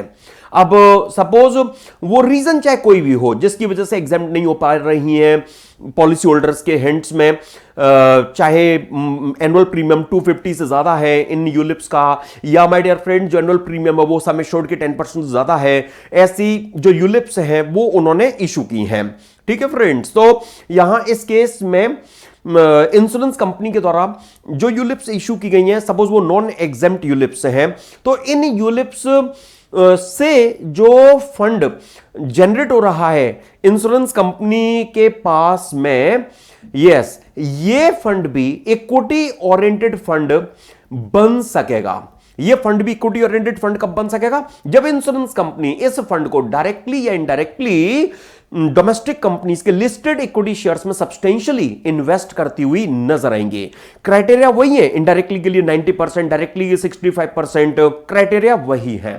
ठीक है फ्रेंड्स। तो लॉ मेकर्स बस ये चाहते हैं कि जो यूलिप्स का टैक्सेशन है वो इक्विटी ओरिएंटेड फंड की यूनिट्स के टैक्सेशन के एट पार आ जाए, एक पैरिटी उनके बीच में नजर आए। यस, इसके लिए उन्होंने ऐसा किया। तो in order to provide parity in taxation between non exempt ULIPs and units of equity oriented fund, this section 112A which deals with the taxation of LTCs on units of equity oriented fund was amended via the Finance Act 2021 in order to include within the meaning of equity oriented fund, क्या यहां से देखिए जरा, a fund set up under scheme of an insurance company comprising ULIPs to which section 1010D doesn't apply। Okay, पहले specifically बोला गया था कि फोर्थ एंड फिफ्थ प्रोविजो की वजह से, मतलब 2,50,000 रुपीज के एनुअल थ्रेशोल्ड की वजह से अगर 1010D अप्लाई नहीं हो रहा है, केवल वो यूलिप्स वाला फंड इक्विटी ओरिएंटेड फंड कहलाएगा। उन यूलिप्स के ट्रांसफर पर 112 लग पाएगा, तो बाकी टैक्सेबल यूलिप्स का क्या? तो लॉ मेकर्स ने माय डियर फ्रेंड्स अब वो जो स्पेसिफिकनेस थी वो अब खत्म कर दिया। अब इसका क्या रिजल्ट आएगा कि अब जो यूलिप्स हैं, हां, अगर वो टैक्सेबल बन रही है, चाहे वो फोर्थ एंड फिफ्थ प्रोविजो की वजह से बन रही हो, मतलब 2,50,000 रुपीज की एनुअल लिमिट की वजह से, या वो 10% के थ्रेशोल्ड के वायलेशन की वजह से, अब उन यूलिप्स को हम इक्विटी ओरिएंटेड फंड की यूनिट का ही जो ट्रीटमेंट है वो देंगे। उन यूलिप्स की maturity, yes my dear friends, so उन यूलिप्स की जो मैच्योरिटी है उस पर जो टैक्सेशन है वो इक्विटी ओरिएंटेड फंड की यूनिट्स के तौर पर लाया जाएगा। जैसे इक्विटी ओरिएंटेड फंड की यूनिट्स आप 12 मंथ से होल्ड करते हो तो वो लॉन्ग टर्म कैपिटल एसेट बन जाती है, वैसे ही यूलिप 12 मंथ से ज्यादा अगर आपने होल्ड कर ली तो वो लॉन्ग टर्म कैपिटल एसेट के लिए क्वालिफाई करेगी। 1,25,000 की एग्जेम्पशन, उससे ऊपर जो भी अमाउंट होगा उस पर 12.5% का टैक्सेशन, जो आपने 112 में देख रखा है फ्रेंड्स, वही एज इट इज यहां पर पिक्चर में लाया जाएगा। That's it, nothing else friends, right ना? हाँ, तो देखिए जो रीसेंट अमेंडमेंट है मैं उस पर एम्फेसिस सप्लाई करना चाहता हूं कि लॉ मेकर्स ने जो पहले स्कोप लिमिटेड था, अब उस लिमिट को यहां से हटा दिया है। तो जो इफेक्ट ऑफ अमेंडमेंट है वो देखिए ये रहा। Section 2 clause 14 to treat ULIP as capital asset, section 45(1)(b to tax surplus on redemption of ULIP as capital gain, and 112A to consider ULIP as an equity oriented fund so that capital gain in excess of 125 on such policy can be taxed at 12.5% shall apply to all non-exempt ULIP regardless of whether exemption is being denied under section 1010D because of the fourth and fifth proviso to section 1010D or for any other reason like violation of 10% threshold। Okay friends, I hope ये जो amendment है वो आपको बिल्कुल clear हुई होगी। एक अच्छा स्टेप है जो बस एम्बिग्युइटी को रिमूव करने के लिए इस फाइनेंस एक्ट 2025 से माय डियर फ्रेंड्स ये लिया गया है। ओके, अच्छा अब एक काम करते हैं, पहले मैं एक एग्जांपल आपके सामने से निकालता हूं, फिर मैं रूल की बात आपके साथ में आगे करूंगा। देखिए जरा प्लीज, ये case mister X takes a unit linked insurance plan on 6 March 2021, मतलब 1 फरवरी 2021 ऑनवर्ड्स यूलिप का केस है। तो ही अमेंडमेंट यहां पर, तो ही जो स्पेशल प्रोविजन है 1010D वगैरह वाले वो वर्क करेंगे। Information pertaining to sum assured and annual insurance premium is given in table below. He wants to know whether और not exemption will be available under section 1010D at the time of maturity of ULIP. He doesn't have any other policy and doesn't intend to take any other ULIP in future। जरा देखिए जरा please, पहली situation, हाँ, all situation को independently आपने handle करना है। Sum assured रहा है 30 लाख, एनुअल इंश्योरेंस प्रीमियम 2,40,000 है। हम क्या कहेंगे मिस्टर एक्स को इस सिचुएशन में कि आप आराम से आंख बंद करके सो जाओ, कोई टेंशन नहीं होनी है आपको। क्यों? क्योंकि एनुअल प्रीमियम ना तो 2,50,000 रुपीज के लिमिट से ज्यादा है, ना वो 10% ऑफ सम एश्योर्ड से ज्यादा है। तो दोनों ही बातें पूरी हो रही हैं। एग्जेम्पशन के लिए जो जरूरी होती हैं कि ना 250 से ज्यादा है एनुअल प्रीमियम, ना 10% ऑफ सम एश्योर्ड से ज्यादा है, इसीलिए इस केस में 1010D की जो एग्जेम्पशन है वो उनको मिलेगी, राइट। लेकिन जरा दूसरी सिचुएशन देखिए, उसमें जो सम एश्योर्ड है उससे जो एनुअल प्रीमियम है वो 10% ऑफ सम एश्योर्ड से ज्यादा हो गया, राइट। इसीलिए इस केस में भले ही फोर्थ प्रोविजो नहीं लगेगा, 2,50,000 से एनुअल प्रीमियम ज्यादा नहीं है, लेकिन अब जो नई अमेंडमेंट्स आई हैं उन अमेंडमेंट्स के आ जाने के बाद में इस केस में माय डियर फ्रेंड्स जहां जो एग्जेम्पशन है वो 80 को अदरवाइज नहीं मिल पा रही है, इस केस में भी जो 214, 45 1B 112 वाले जो प्रोविजंस हैं वो एप्लीकेबल होंगे। ओके, कैपिटल गेन यहां पर नॉर्मली हम 45 1B के अकॉर्डिंगली कंप्यूट करके 112A में यहां पर टैक्सेबल एसएससी को बनाएंगे। तो रीजन माय डियर फ्रेंड्स आपको क्लियर होना चाहिए। हाँ, भले ही एनुअल प्रीमियम 250 से ज्यादा नहीं है, लेकिन 10% ऑफ सम एश्योर्ड से ज्यादा हो गया, इसलिए बात बिगड़ गई। अच्छा, ये जो थर्ड सिचुएशन है इसमें देखिए, जो एनुअल इंश्योरेंस प्रीमियम है वो 10% ऑफ सम एश्योर्ड से ज्यादा नहीं है, 3 लाख से ज्यादा नहीं है, लेकिन 250 से ज्यादा है ना। हाँ, इस केस में भी जो एग्जामिशन है वो नहीं मिलेगी। भले 10% ऑफ सम एश्योर्ड से ज्यादा नहीं है, लेकिन 250 से ज्यादा हो गया ना, इसलिए एग्जामिशन नहीं मिलेगी। फोर्थ एंड फिफ्थ प्रोविजो का क्लियर कट केस है, एक्स यहां एग्जामिशन नहीं ले सकता। और इस केस में भी जो कैपिटल गेन है वो हम 45 1B के अकॉर्डिंगली चार्जेबल बनाएंगे, और जो टैक्सेस है वो 112 के अकॉर्डिंगली पिक्चर में यहां लाया जाएगा। अच्छा, आइए जरा अब फ्रेंड्स हम ये तो जान चुके हैं कि सेक्शन 45 1B में हां जो भी ऐसी यूलिप्स हैं जो टैक्सेबल होती है, एग्जेम्प्ट नहीं हो पाती हैं, उनकी रिसीट पर एसएससी को कैपिटल गेन हेड में चार्जेबल बनाया जाएगा। और यह भी हमने जाना था कि जो टैक्सेबल इनकम है वो प्रेस्क्राइब्ड मैनर में कंप्यूट की जाएगी। अब जो प्रेस्क्राइब्ड मैनर है, आइए नॉलेज पॉइंट ऑफ व्यू से मैं आपके साथ में उसको भी यहां पर क्विकली डिस्कस कर लेता हूं, जरा प्लीज देखिएगा। फ्रेंड्स, केस हमें ऐसा बनाकर दिया गया कि सपोज राम हमारे एसएससी हैं और उन्होंने सपोज ये कोई पॉइंट ऑफ टाइम है जिस पर जो यूलिप है वो उन्होंने ली, मान लेते हैं 1 अप्रैल 2023 को सपोज जो यूलिप है वो उन्होंने ली है। ओके, इसका जो टर्म है वो टर्म मान लेते हैं फ्रेंड्स सपोज 8 ईयर्स का है, 8 ईयर्स की ये इन्होंने यूलिप ली है। और जो सम एश्योर्ड है, यस माय डियर फ्रेंड्स, जो सम एश्योर्ड है वो सम एश्योर्ड यहां पर हम कोई फिगर ले लेते हैं, सपोज सम एश्योर्ड 30 lakhs का है, और जो एनुअल प्रीमियम है वो एनुअल प्रीमियम फ्रेंड्स मान लेते हैं कि वो 3 लाख रुपीज ईच ईयर पे कर रहे हैं। ओके, तो अब इस केस में पहले तो आप ये देख लीजिए कि जो एनुअल प्रीमियम है सिंस वो 250 से ज्यादा है ना। हाँ, तो ये पक्का हो गया कि भले ही वो 10% ऑफ सम एश्योर्ड से ज्यादा नहीं है, लेकिन 250 से सिंस वो ज्यादा है, इसलिए इस केस में जो फोर्थ प्रोविजो है वो 1010D का वर्क करेगा। हाँ, और इस पॉलिसी में जो सम रिसीव होगा उस पर 1010D की जो एग्जामिशन है वो नहीं मिलेगी, पक्की बात है ना। 1010D की जो एग्जामिशन है वो यहां पर जब भी इस पॉलिसी से सम रिसीव होगा राम को, उनके लिए एग्जाम्प्ट नहीं हो पाएगा, ये तो पक्की बात है। वो अमाउंट जो टैक्सेबल होगा वो प्रेस्क्राइब्ड मैनर में कंप्यूट किया जाएगा। अब इसका क्या मतलब है, सुनिए। मानते हैं कि ये जो यूलिप ली गई है इसमें सपोज 5 इयर्स के बाद में ही, मान लेते हैं ये कोई सपोज फर्स्ट यहां 5 इयर्स के बाद में ही मैं कोई यहां पर 31 मार्च 2028 को 31 मार्च 2028 को सपोज राम को इस यूलिप में, इसकी मैच्योरिटी डेट तो 31 मार्च 2031 आएगी, लेकिन सपोज ये कुछ मनी बैक पॉलिसी है या पार्शल अमाउंट इन्हें मिड ऑफ द पॉलिसी मिलना होगा, यहां सपोज इन्हें सम रिसीव हो रहा है अंडर दैट पॉलिसी, ठीक है, अंडर यूलिप उन्हें उस यूलिप में अमाउंट रिसीव हो रहा है। और मान लेते हैं फ्रेंड्स उन्हें जो अमाउंट रिसीव हो रहा है यहां वो 20 लाख रुपीस का जो अमाउंट है वो रिसीव हो रहा है। इसको आप फर्स्ट रिसीट के तौर पर भी रेफर कर सकते हैं कि इस पॉलिसी में उन्हें एक रिसीट यहां मिल गई है 20 लाख रुपीस की। ओके, तो 45 1 भी क्या कहता है कि रिसिप्ट वाले ईयर में आपके लिए कैपिटल गेन हेड में जो चार्जेबिलिटी है वो राइज होगी।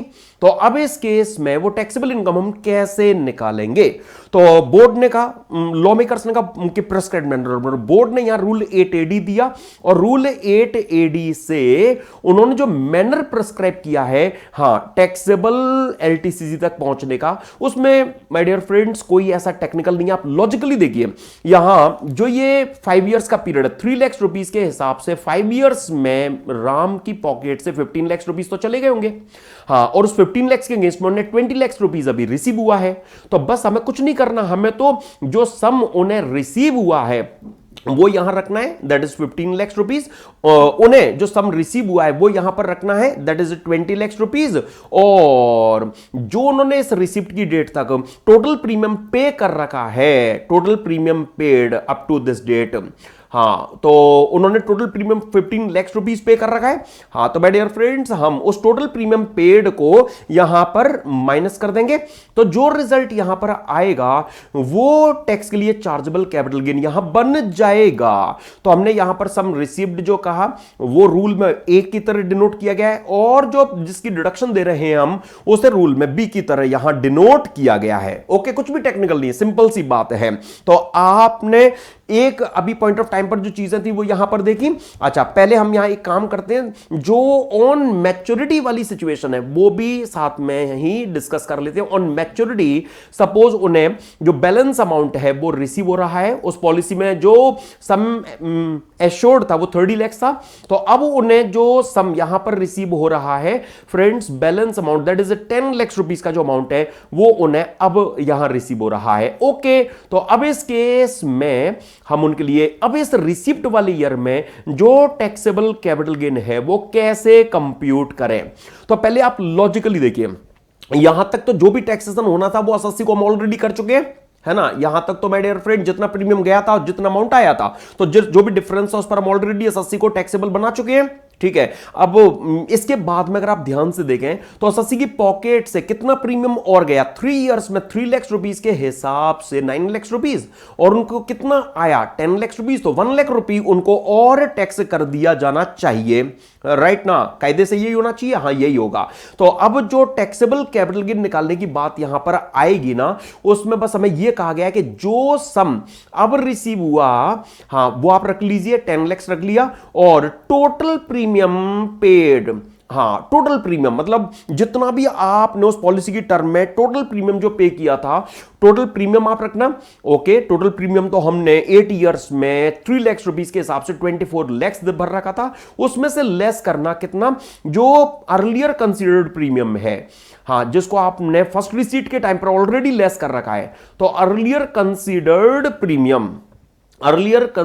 प्रीमियम जिसको आपने पहले माय डियर फ्रेंड जिसका रिडक्शन आपने ले रखा है वो 15 लाख रुपीस आप यहां से माइनस करना। तो आउटर कॉलम में आप कितना लेकर आएंगे, आउटर कॉलम में माय डियर फ्रेंड्स आप यहां पर 9 लाख रुपीस का जो अमाउंट है वो लेकर आएंगे। ओके, तो जो सम रिसीव्ड हुआ आपको भी 10 लाख रुपीस रिसीव हुआ, 9 लाख रुपीस का जो प्रीमियम रिडक्शन है उसके बाद में यहां जो अब टैक्सेबल कैपिटल गेन इस मैच्योरिटी के टाइम पर या सब्सिक्वेंट रिसीप्ट कहें, one is the same thing, जो टैक्सेबल कैपिटल गेन है वो 1 लाख रुपए यहां पर निकलकर इस तरह से आएगा। अब देखिए टेक्निकल कुछ भी नहीं है फ्रेंड्स, बिल्कुल इजी फॉर्म में जो चीजें हैं वो आपने यहां पर कंसीडर करनी है, लेकर चलनी है। आइए जरा मैं ये जो चीजें मैंने आपके सामने भी रखी एक बार क्विकली जरा नोट से आपको रिलेट करा देता हूं ये वाला पार्ट। तो देखिए फ्रेंड्स, जो नॉन एग्जाम्ड यूलिप है उन पर आप 45(1)(b) में कैपिटल गेन की कंप्यूटेशन कैसे करेंगे। तो first receipt during the year under non exempt ULIP, तो उसमें टैक्सेबल कैपिटल गेन क्या होगा, ए माइनस बी। ए क्या है, amount of such first receipt including bonus जो हमारे एग्जांपल में 20 लाख था। हाँ, बी क्या है, total premium paid up to the date of such receipt जो हमारे एग्जांपल में 15 लाख था। ओके ना फ्रेंड्स, तो इस तरह से जो 5 लाख रुपीस का अमाउंट है वो कैपिटल गेन का हमने निकाला था, है ना। अच्छा, अब देखिए आगे, subsequent receipt eight any time under such non exempt ULIP, तो उसमें आपको टैक्सेबल कैपिटल गेन निकालना है सी माइनस डी। हाँ, सी क्या है, amount of such subsequent receipt including bonus जो हमारे एग्जांपल में 10 लाख था। डी क्या है, total premium paid up to that date of such subsequent receipt. Total premium तो हमने 8 इयर्स में 3 लाख के हिसाब से 24 लाख भर दिया था, वो पूरा डी नहीं है, वो पूरा या माइनस नहीं करेंगे, उसमें से एडजस्ट करो। पहले premium already considered earlier in B है, अब पहले हमने प्रीमियम कितना कंसीडर कर रखा है, 15 लाख कंसीडर कर रखा है, उसको हटाओ, बाकी जो प्रीमियम है उसको डी बनाओ, उसको डी बनाओ। मतलब क्या कि यहां पर 10 माइनस 9 1 लाख रुपए का जो अमाउंट है वो taxable capital gain my dear friends, तो सब्सिक्वेंट रिसीट उस मैच्योरिटी के टाइम पर एसएससी के लिए यहां पर कहलाएगा। ओके फ्रेंड्स, तो हम जिसको यहां पर ये 10 लाख बोल रहे हैं ये एक्चुअली रूल में सी, और यहां जिसको हमने 9 लाख रुपीस कंसीडर किया उसको रूल में डी के तौर पर डिनोट किया गया है। आई होप इस एग्जांपल से माय डियर फ्रेंड्स अब आपको उस रूल में कहीं पर भी कोई भी दिक्कत नहीं बची होगी। तो फ्रेंड्स हां, अब मैं कह सकता हूं कि यूलिप्स से रिलेटेड जो भी स्पेशल प्रोविजंस लॉ मेकर्स ने लॉ में ओरिजिनली इंट्रोड्यूस किए थे फाइनेंस एक्ट 2021 से, वो और जो लेटेस्ट इंसर्शन की गई 25 में, वो हमने इन ऑल डिस्कस कर ली है। और मैं आपको लेकर चलना चाहूंगा माय डियर फ्रेंड्स थोड़ा सा अब और आगे। सुनिए जरा फ्रेंड्स, देखिए यूलिप के लिए तो लॉ मेकर्स 2,50,000 रुपीज वाला जो लिमिटेशन है वो 2021 में ले आए थे, लेकिन 21 के बाद 2 साल बाद 2023 में निर्मला सीतारमण जी ने ये ऑब्जर्व किया कि जिस तरह से यूलिप के लिए हमने कट ऑफ लिमिट फिक्स की हुई है 2,50,000 रुपीज की, अदर देन जो यूलिप पॉलिसी है उन other means normal life insurance policy के रिस्पेक्ट में भी ऐसी कोई लिमिट होनी चाहिए। तो लॉ मेकर्स ने नॉर्मल यूलिप के रेस्पेक्ट में डबल की जो लिमिट है, मतलब यूलिप के लिए 250, लेकिन नॉर्मल लाइफ इंश्योरेंस पॉलिसी के रेस्पेक्ट में उन्होंने 5 लाख की जो लिमिट है वो लॉ में इंट्रोड्यूस की। प्रोस्पेक्टिव इफेक्ट से एक्चुअली उन्होंने क्या मैसेज पास ऑन किया कि अब यूलिप को छोड़कर कोई नॉर्मल लाइफ इंश्योरेंस पॉलिसी अगर 1 अप्रैल 2023 ऑनवर्ड अगर इशू की जाएगी, तो उस पॉलिसी में अगर किसी भी ईयर में अगर पॉलिसी होल्डर का प्रीमियम पेबल अगर में 5 लाख से ज्यादा नजर आएगा, तो वो पॉलिसी होल्डर उस पॉलिसी की मैच्योरिटी पर हमसे 1010D की जो एग्जाम्पशन है वो नहीं ले पाएगा। एक ब्रीफ बेस मैंने केवल आपको डेवलप कराया फ्रेंड। जैसे 4th और 5th प्रोविजो आपने देखे यूलिप के लिए थे, वैसे ही आगे 6th और 7th proviso law makers normal LIP के लिए ले आए with limit of 5 lakh. Okay my dear friends, तो आपने बस केवल और केवल इतना कंसीडरेशन में लेकर चलना है। कितना माय डियर फ्रेंड्स, सुनिए कि अब यूलिप को आप छोड़ दीजिए क्योंकि उसके लिए तो हम ऑलरेडी प्रोविजन आपको दे चुके हैं। यूलिप को छोड़कर कोई भी लाइफ इंश्योरेंस पॉलिसी जो 1 अप्रैल 2023 ऑनवर्ड्स अगर इशू होगी, उसके रिस्पेक्ट में हम 1010D के एग्जाम्पशन के प्रोविजन नॉन एप्लीकेबल बना रहे हैं, मतलब उसके रिस्पेक्ट में आप एग्जाम्पशन हमसे यहां नहीं ले पाएंगे। कब? The amount of premium payable for any of the previous year during the term of such policy exceeds ₹5 lakh. अगर उस पॉलिसी के टर्म में किसी भी सिंगल ईयर के लिए भी अगर मैं प्रीमियम पेबल का अमाउंट अगर 5 लाख से ज्यादा नजर आया, तो आप उस लाइफ इंश्योरेंस पॉलिसी के रिस्पेक्ट में भी 1010D की जो एग्जाम्पशन है उसको भूल जाइए।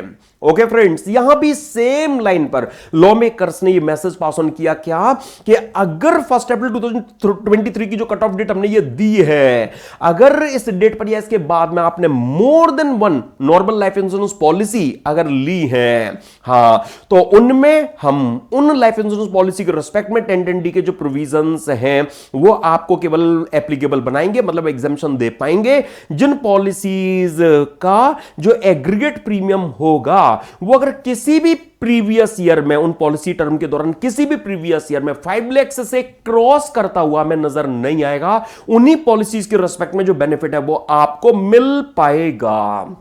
आप देखिए बिल्कुल सेम लाइन पर लॉ है माय डियर फ्रेंड, जैसा आपने यूलिप के लिए देखा था, बस वहां पर 2,50,000 रुपीज वाली बात थी, यहां पर 5 लाख वाली जो बात है वो my dear friends in proviso में यहां पर की गई है। बाकी जो लीगल फ्रेमिंग है वो सेम है। अब आपको ये प्रोविजो नंबर मेमोराइज नहीं करने हैं, आप as per proviso to section 1010D भी चले, that's more than enough. Right my dear friends. हाँ, अच्छा, अब मैं कुछ कॉमन पॉइंट्स आपके साथ में आइए डिस्कस कर लेता हूं। वैसे तो मैंने आपको ऑलरेडी फ्रेंड्स इनके बारे में बता ही दिया है, देखिए फिर भी ये जो चीजें हैं वो आपको क्लियर होनी चाहिए बिल्कुल कि चाहे यूलिप है या नॉर्मल लाइफ इंश्योरेंस पॉलिसी है, अगर जो थ्रेशोल्ड अदरवाइज 10% का गिवन है, अगर प्रीमियम सम एश्योर्ड के 10% से हमें चाहे यूलिप या नॉर्मल लाइफ इंश्योरेंस पॉलिसी किसी भी लाइफ इंश्योरेंस पॉलिसी में जो सम एश्योर्ड के 10% ज्यादा एनुअल प्रीमियम अगर नजर में आया, तो आपको 1010D की जो एग्जामिशन है वो बिल्कुल नहीं मिल पाएगी, चाहे भले ही आप यूलिप के केस में 2,50,000 रुपीज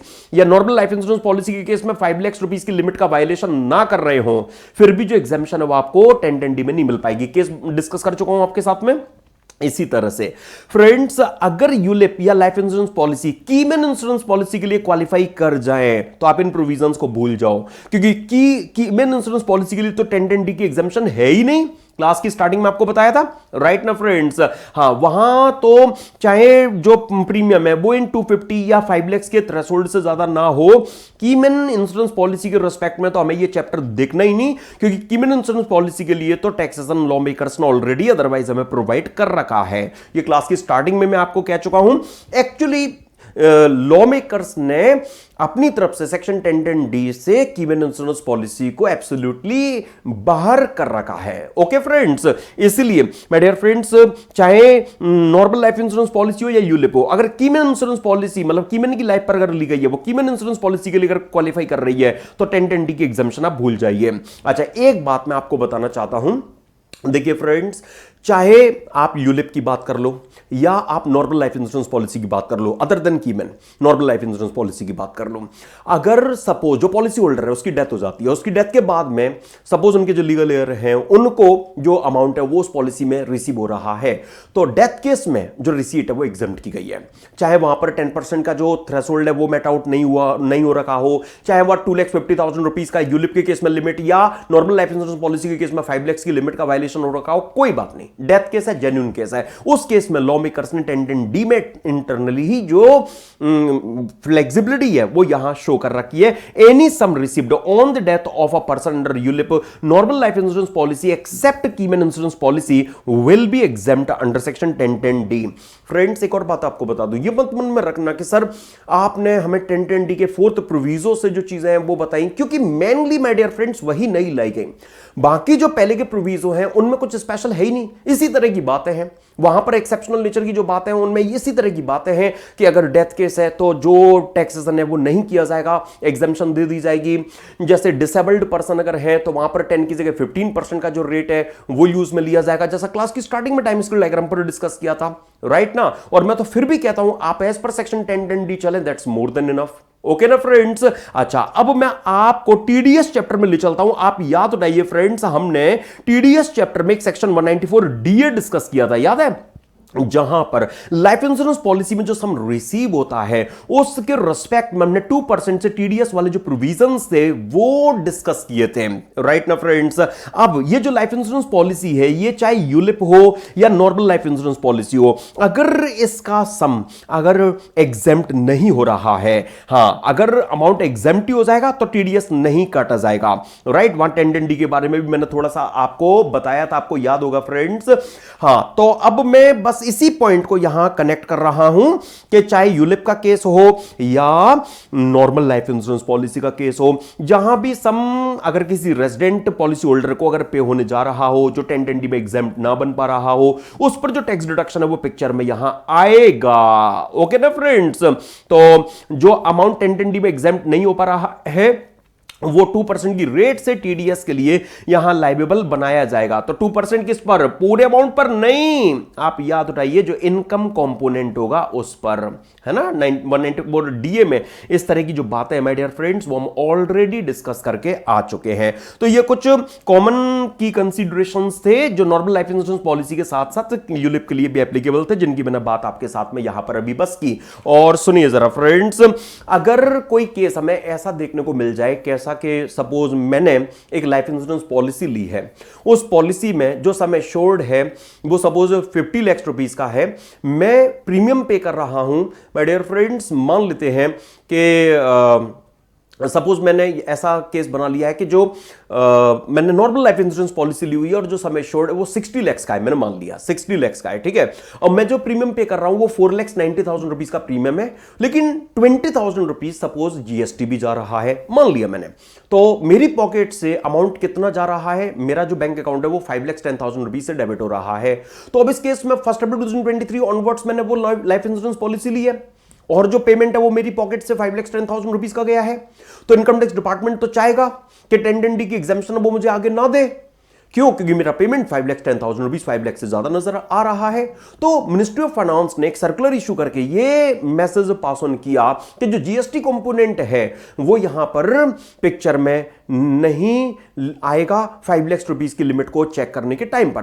तो जब फाइनेंस एक्ट 2023 से निर्मला सीतारमण जी ये जो नॉर्मल लाइफ इंश्योरेंस पॉलिसी के रिस्पेक्ट में 5 लाख रुपीस की जो लिमिट वाली अमेंडमेंट लाई, तो जीएसटी 5 लाख की लिमिट के लिए कंसीडर किया जाएगा या नहीं किया जाएगा, इस पर जो क्लैरिटी है वो बोर्ड ने एक सर्कुलर इशू करके दी और उन्होंने ये कहा कि नॉर्मल लाइफ इंश्योरेंस पॉलिसी के रिस्पेक्ट में 5 लाख रुपीस की लिमिट को कंप्यूट करने के टाइम पर जो जीएसटी कंपोनेंट उसको एक्सक्लूड कर दिया जाएगा। ओके, एक्सक्लूसिव ऑफ जीएसटी जो फिगर है वो कंसीडरेशन में ली जाएगी। पहले जरा ये वाला part my dear friends kindly देखिएगा। तो the premium payable or aggregate premium payable for life insurance policies other than ULIP issued on or after 1 April 2023 for any previous year would be exclusive of the amount of GST payable on such premium. अब मैं आपको यहां पर कहना चाहूंगा कि जो GST component को लेकर ये क्लैरिफिकेशन आई है उसमें स्पेसिफिकली बोर्ड ने ये लिख दिया है अदर देन यूलिप, तो इसकी वजह से कुछ चैलेंज है। यस माय डियर फ्रेंड्स, जो ये सर्कुलर आया है वो एक्सक्लूसिवली माय डियर फ्रेंड्स जो अदर देन यूलिप मतलब जो नॉर्मल लाइफ इंश्योरेंस पॉलिसी है उनके लिए जब अमेंडमेंट ये आई माय डियर फ्रेंड्स, तो उनके केस के लिए जीएसटी वाला जो रिलैक्सेशन है वो इस सर्कुलर से दिया गया। तो अब यहां पर इशू ये अराइज होता है कि व्हाट अबाउट यूलिप, इस पर कोई क्लैरिफिकेशन नहीं है। यूलिप के केस में my dear friends GST component का क्या होगा, तो एग्जाम के लिए एडवाइजेबल है कि आप दोनों views GST component what about ULIP, ULIP के केस में जीएसटी कंपोनेंट का क्या होगा। अगर सपोज मैंने कोई यूलिप लिया उसमें फ्रेंड्स प्रीमियम 2,30,000 रुपीज आ रहा है और जीएसटी कंपोनेंट 25,000 रुपीज आ रहा है, एग्रीगेट अमाउंट 2,55,000 रुपीज बन जा रहा है। लिमिट 2,50,000 से aggregate amount including GST 2,55,000 rupees मतलब एक्सीडिंग नजर आ रहा है, तो मतलब 10(10)D का फोर्थ प्रोविजन लग जाना चाहिए। एग्जेम्पशन मुझे मैच्योरिटी पर नहीं मिलनी चाहिए। एक व्यू तो यह है, लेकिन दूसरा व्यू यह भी है कि जीएसटी को लेकर माय डियर फ्रेंड्स जो इंश्योरेंस कंपनी है वो जस्ट एक कलेक्शन एजेंसी के तौर पर काम कर रही है, मुझसे लेगी आगे गवर्नमेंट को पे करेगी।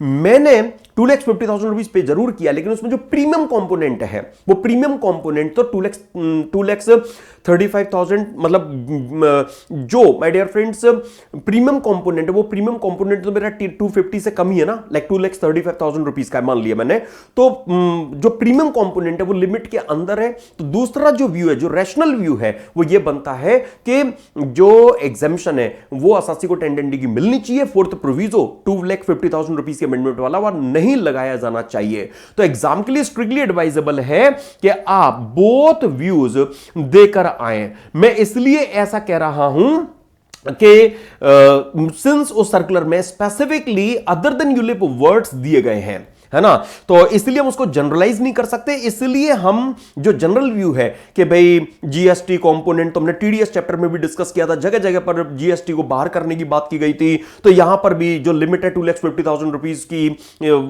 या 5 लाख की, 5 लाख के लिए तो स्पेसिफिकली बोल दिया गया है कि बाहर ही किया जाएगा, तो यूलिप के केस में भी वो बाहर होना चाहिए। तो आप दोनों व्यूज लेकर आएंगे, पहले लिटरल व्यू कि जो सर्कुलर की लैंग्वेज है उसके accordingly other than ULIP words होने की वजह से यूलिप के केस में ये सर्कुलर वर्क नहीं करेगा, और सर्कुलर वर्क न करने का मतलब कि जीएसटी को एक्सक्लूड नहीं किया जाएगा, मतलब इंक्लूसिव ऑफ जीएसटी जो फिगर है उसके बेस पर जो 2,50,000 रुपीज की लिमिट है वो लगाई जाएगी। फिर उसके बाद में जो अदर व्यू कॉन्ट्ररी व्यू आप वहां पर देख रहे हैं कि रीजनेबली जीएसटी कंपोनेंट को किसी भी लिमिट के लिए कंसीडर नहीं किया जाना चाहिए। जो एसएससी के पार्ट पर पेमेंट है उसमें प्रीमियम का जो पेमेंट है वो प्रीमियम पेमेंट कंपोनेंट 250 की लिमिट से कंपेयर किया जाना चाहिए, मींस जो फिगर है वो एक्सक्लूसिव ऑफ जीएसटी ली जानी चाहिए। आप ये एक कॉन्ट्ररी व्यू भी जरूर देकर आए for exams, right my dear friends. अच्छा, अब मैं आपको आगे लेकर चलता हूं, जरा एक और स्पेसिफिक से केस के बारे में आपको बताता हूं। देखिए, लाइफ इंश्योरेंस पॉलिसी में जो आप डिफरेंट प्लान्स प्रैक्टिकली देखते होंगे उनमें एक टर्म प्लान भी होता है। टर्म प्लान में क्या होता है, जैसे मिस्टर एक्स ने सपोज एक टर्म इंश्योरेंस प्लान लिया, ठीक है, तो वो जो टर्म इंश्योरेंस प्लान है लाइक 10 इयर्स का उन्होंने टर्म इंश्योरेंस प्लान जो भी लिया उसमें वो प्रीमियम जो पे करेंगे वो उस पॉलिसी के दौरान अपने अलाइव रहने के दौरान कुछ भी नहीं रिसीव कर सकते। उस पॉलिसी की खासियत ही यह है कि जब पॉलिसी होल्डर की डेथ हो जाएगी तब जो अमाउंट है वो उसके नॉमिनी को दिया जाएगा। तो इस डेथ केस के लिए तो अदरवाइज लॉ मेकर्स ने 1010D में एग्जामिशन का जिक्र कर रखा है, और टर्म प्लान में अमाउंट रिसीव भी आफ्टर डेथ होता है। तो इस तरह के केस में बोर्ड ने सर्कुलर इशू करके और क्लैरिफाई कर दिया कि टर्म प्लान के रिस्पेक्ट में जो ये फोर्थ प्रोविजो वगैरह वाली जो अमेंडमेंट है, 250 वाली जो अमेंडमेंट वगैरह है, ये कोई भी वर्क नहीं करेगी। टर्म प्लान के रिस्पेक्ट में 1010D की जो एग्जामिशन है वो कंफर्म मिलेगी, बात खत्म। क्यों? क्योंकि जो अमाउंट है वो रिसीव्ड जब होगा वो नॉमिनी को ही रिसीव होगा। यस फ्रेंड्स, तो देखिए जो टर्म लाइफ इंश्योरेंस पॉलिसी के रिस्पेक्ट में क्लैरिफिकेशन आई, the limit of 5 lakhs on amount of premium payable would not be applicable in case of term life insurance policy, that is where sum under life insurance policy is only paid to the nominee in case of the death of the person insured during the term of the policy and no amount is paid to anyone if the insured person survives the policy tenure. Okay my dear friends, तो जो term plan है आपको पता है, अगर policy holder अगर survive करता है टिल मैच्योरिटी तो फिर उस केस में कुछ मिलता ही नहीं। अगर पॉलिसी होल्डर की टर्म टेन्योर में अगर डेथ हो जाती है तो जो सम है वो उनकी नॉमिनी को मिलता है। तो नॉमिनी क्या 1010D में एग्जामिशन ले पाएगा? बिल्कुल मिलेगी, उस पर टैक्सेशन नहीं किया जाएगा। बस इतनी सी बात है। आइए अब लेकर चलता हूं आपको एक और यूनिक एरिया में। सुनिए, ये तो हमने जान लिया कि हां कीमैन इंश्योरेंस पॉलिसी के लिए अलग ही टैक्सेशन प्रोविजंस हैं जो पीजीबीपी से हम डिस्कस करते आ रहे हैं। यूलिप के लिए भी हमने जान लिया अलग टैक्सेशन स्कीम है, अभी हमने डिस्कस की भी थी, है ना। कैपिटल एसेट की डेफिनेशन में उनको कवर किया, कैपिटल गेन हेड में उनकी चार्जेबिलिटी रिसिप्ट बेसिस पर कंफर्म की गई, और उन्हें इक्विटी ओरिएंटेड फंड की यूनिट के तौर पर टैक्सेशन मिले, इसलिए 112 को एप्लीकेबल बना दिया गया। But what about normal life insurance policy? अगर नॉर्मल लाइफ इंश्योरेंस पॉलिसी अगर टैक्सेबल हो रही है तो उस केस में क्या होगा? उस केस में तो my dear friends capital asset की डेफिनेशन में वो केस नहीं आ पाएगा, वो तो केवल यूलिप की बात करता है। तो लॉ मेकर्स ने नॉर्मल लाइफ इंश्योरेंस पॉलिसी के केस में, चाहे आपने 10% का थ्रेशोल्ड मेट आउट नहीं किया या आपने 5 लाख रुपीस की जो लिमिट है उसका वायलेशन किया, लॉ मेकर्स ने नॉर्मल लाइफ इंश्योरेंस पॉलिसी के रिस्पेक्ट में एसएससी के लिए अदर सोर्सेज हेड में जो टैक्सेशन है वो कंफर्म कर दिया। अदर सोर्सेज का चार्जिंग सेक्शन आपने इंटरमीडिएट लेवल से देख रखा होगा, सेक्शन 56। उसमें फ्रेंड्स निर्मला सीतारमण जी ने क्या किया? सबसेक्शन 2 में क्लॉज 13 इंट्रोड्यूस किया, और फाइनेंस एक्ट 2023 से ही जब नॉर्मल लाइफ इंश्योरेंस पॉलिसी के लिए 5 लाख की लिमिट लाई गई, एक्चुअली उसी फाइनेंस एक्ट से लॉ मेकर्स ने जो टैक्सेशन है वो नॉर्मल लाइफ इंश्योरेंस पॉलिसी के रिस्पेक्ट में कंफर्म कर दिया अदर सोर्सेज हेड में। देखिए यहां एक स्पेसिफिक सी अप्रोच है जो उन्होंने अडॉप्ट की हुई है। पहले तो आपने एक लाइन में ये सेट कर ली ना कि हां कीमैन इंश्योरेंस पॉलिसी और यूलिप को छोड़कर, क्योंकि उनके लिए specific legal provisions otherwise already exist कर रहे हैं, तो उनको छोड़कर एक नॉर्मल लाइफ इंश्योरेंस पॉलिसी के लिए लॉ मेकर्स ने अदर सोर्सेज हेड में जो टैक्सेशन है वो एसएससी के लिए लॉ में ला दिया है। ठीक है, एक ब्रीफ बेस आपने ये बना लिया है। अच्छा, अब वो बात है टैक्सेशन की, तो यहां पर यूनिक अप्रोच क्या अडॉप्ट की गई है उसके लिए पहले एक बेस आपको डेवलप कराऊंगा लॉ को रीड कराने से पहले। सुनिए जरा, जैसे फ्रेंड्स मानते हैं हम कि कोई एसएससी है, सपोज हमारे मिस्टर पी, इन्होंने एक नॉर्मल लाइफ इंश्योरेंस पॉलिसी जो ली, वो normal life insurance policy my dear friends इन्होंने सपोज मान लेते हैं इन्होंने 1 फरवरी 2023 ऑनवर्ड्स ली थी। उसमें जो सम एश्योर्ड रहा है, वो सम एश्योर्ड फ्रेंड्स मान लेते हैं कि जैसे 30 लाख रुपीस का ही चलो मान लेते हैं सम एश्योर्ड रहा है। ओके, और जो इनका एनुअल प्रीमियम गया है वो एनुअल प्रीमियम फ्रेंड्स मान लेते हैं कि उनका 3,50,000 रुपीस गया है। तो मतलब आप देख लीजिए 10% ऑफ 30 लाख सम एश्योर्ड के 10% से वो ज्यादा है। तो कंफर्म हो गया कि इस एलआईपी के रिस्पेक्ट में 1010D की जो एग्जामिशन है वो नहीं मिलेगी, है ना। जो टैक्सेशन है वो अदर सोर्सेज हेड में आएगा, है ना। ये भी माय डियर फ्रेंड्स आपको आइडिया लग गया है। अच्छा, अब इस केस में मैं एक चीज और मान लेता हूं कि जो पॉलिसी टर्म है वो फ्रेंड्स यहां पर मान लेते हैं हम कि 8 ईयर्स का है। चलो मैंने मान लिया है, ठीक है, 8 ईयर्स का है, ठीक है।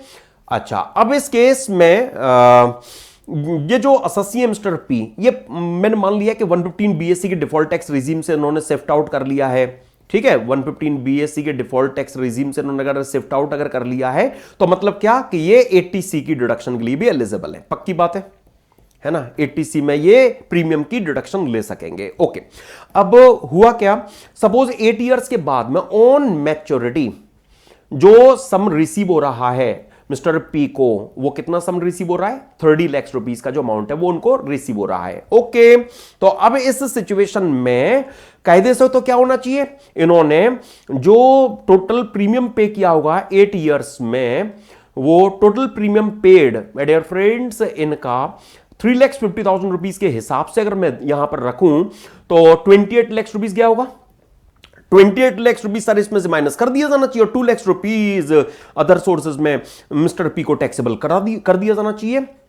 लॉजिकली तो ये हो जाना चाहिए, लेकिन लॉ मेकर्स क्या चाहते हैं, लॉ मेकर्स ये चाहते हैं कि ये जो मिस्टर पी हैं इन्होंने 8 इयर्स तक 1,50,000 रुपीज पर एनम के हिसाब से, मतलब ईच ईयर के हिसाब से 8 इयर्स तक इन्होंने हमसे एक टैक्स बेनिफिट 80C में क्लेम कर लिया होगा 1,50,000 रुपीज के अकॉर्डिंगली। हाँ, क्योंकि 80C में लिमिट है ना 1,50,000 की, आपको पता है। तो यहां 12 लाख रुपीज की इन्होंने जो 80C में डिडक्शन है वो क्लेम कर रखी है, पूरा चांस बनता है। और हम मान रहे हैं कि हाँ उन्होंने क्लेम कर रखी है, हम मान रहे हैं कि हाँ फ्रेंड्स उन्होंने क्लेम कर रखी है, इतने की जो डिडक्शन है वो उनको मिल रखी है। तो लॉ मेकर्स ये चाहते हैं कि केवल और केवल यहां पर ये जो 2 लाख रुपीज का अमाउंट है ये नहीं, ये 2 लाख के अलावा जो 12 लाख रुपीज का आपने वो टैक्स बेनिफिट जो 80C में ले रखा है हम वो भी विड्रॉ करेंगे और आपको 12 + 2 14 लाख रुपीज पर टैक्सेबल बनाएंगे। ऐसा इनफैक्ट हम लॉ लाएंगे। और उन्होंने क्या किया, उन्होंने यहां पर हमें रिक्वायर किया किसके लिए, कि टोटल प्रीमियम पेड में से हम वो प्रीमियम लेस कर दें जिसकी आप 80C में डिडक्शन क्लेम कर चुके हैं। 80C में जिसकी जो डिडक्शन है वो 80 ने क्लेम कर रखी है, वो बेनिफिट आप यहां से पहले एडजस्ट करो, हमें वो भी आपसे वापस लेना है, वो प्रीमियम आप यहां से माइनस करो और अब जो अमाउंट बच जाए वो आउटर कॉलम में लाओ, वो आउटर कॉलम में लाओ और जो 14 लाख रुपीस का अमाउंट आएगा ये अदर सोर्सेज हेड में आपके लिए टैक्स के लिए चार्जेबल बनाया जाएगा। देखिए क्या क्लेवरनेस लॉ मेकर्स ने शो की। यूलिप के लिए लिमिट थी 250, नॉर्मल एलआईपी के लिए उसको बढ़ा दिया, कर दिया 5 लाख, लेकिन नॉर्मल एलआईपी के केस में नेगेटिव क्या ऐड कर दिया कि जब टैक्सेशन होगा तो केवल प्रीमियम से एक्सेस जितना मिलेगा वो नहीं, बल्कि 80C का बेनिफिट भी छीन लिया जाएगा। राइट, तो आपने जस्ट एक brief understanding my dear friends यहां पर डिस्कशन से ये अभी डेवलप करनी थी। लॉ से तो मैं इसको कोरिलेट भी आपको करा ही दूंगा। आइए जरा फ्रेंड्स एक बार रख ही देता हूं इस चीज को भी आपके सामने। क्या लॉ मेकर्स ने 50 यहां अदर सोर्सेज एड में जो टैक्सेशन है वो पिक्चर में ला दिया है। उन्होंने देखिए अदर सोर्सेज एड में टैक्सेशन की जिसकी बात की हुई है, पहले जरा मैं यहां से चीज आपको दिखाना चाहता हूं। द सम सो रिसीव्ड, आपको जो सम रिसीव हुआ, जैसे हमारे एग्जांपल में 30 लाख 87 को रिसीव हुआ, ओके, एज एक्सीड, वो एक्सीड करे, किससे एक्सीड करे, the aggregate of the premium paid during the term of such life insurance policy. हाँ, आपने 3,50,000 रुपीज के हिसाब से 8 इयर्स में my dear friends 28 lakh rupees का प्रीमियम भरा था and not claimed as deduction under any other provision of the act like section 80C। मतलब 28 लाख में से जिसकी आपने 80C में डिडक्शन क्लेम नहीं कर रखी हो, अरे हमने तो 8 इयर्स में 1,50,000 रुपीज के हिसाब से 12 लाख रुपीज की डिडक्शन क्लेम कर रखी है। हाँ, तो जिसकी क्लेम नहीं कर रखी हो वो प्रीमियम बताओ, वो तो 16 लाख है।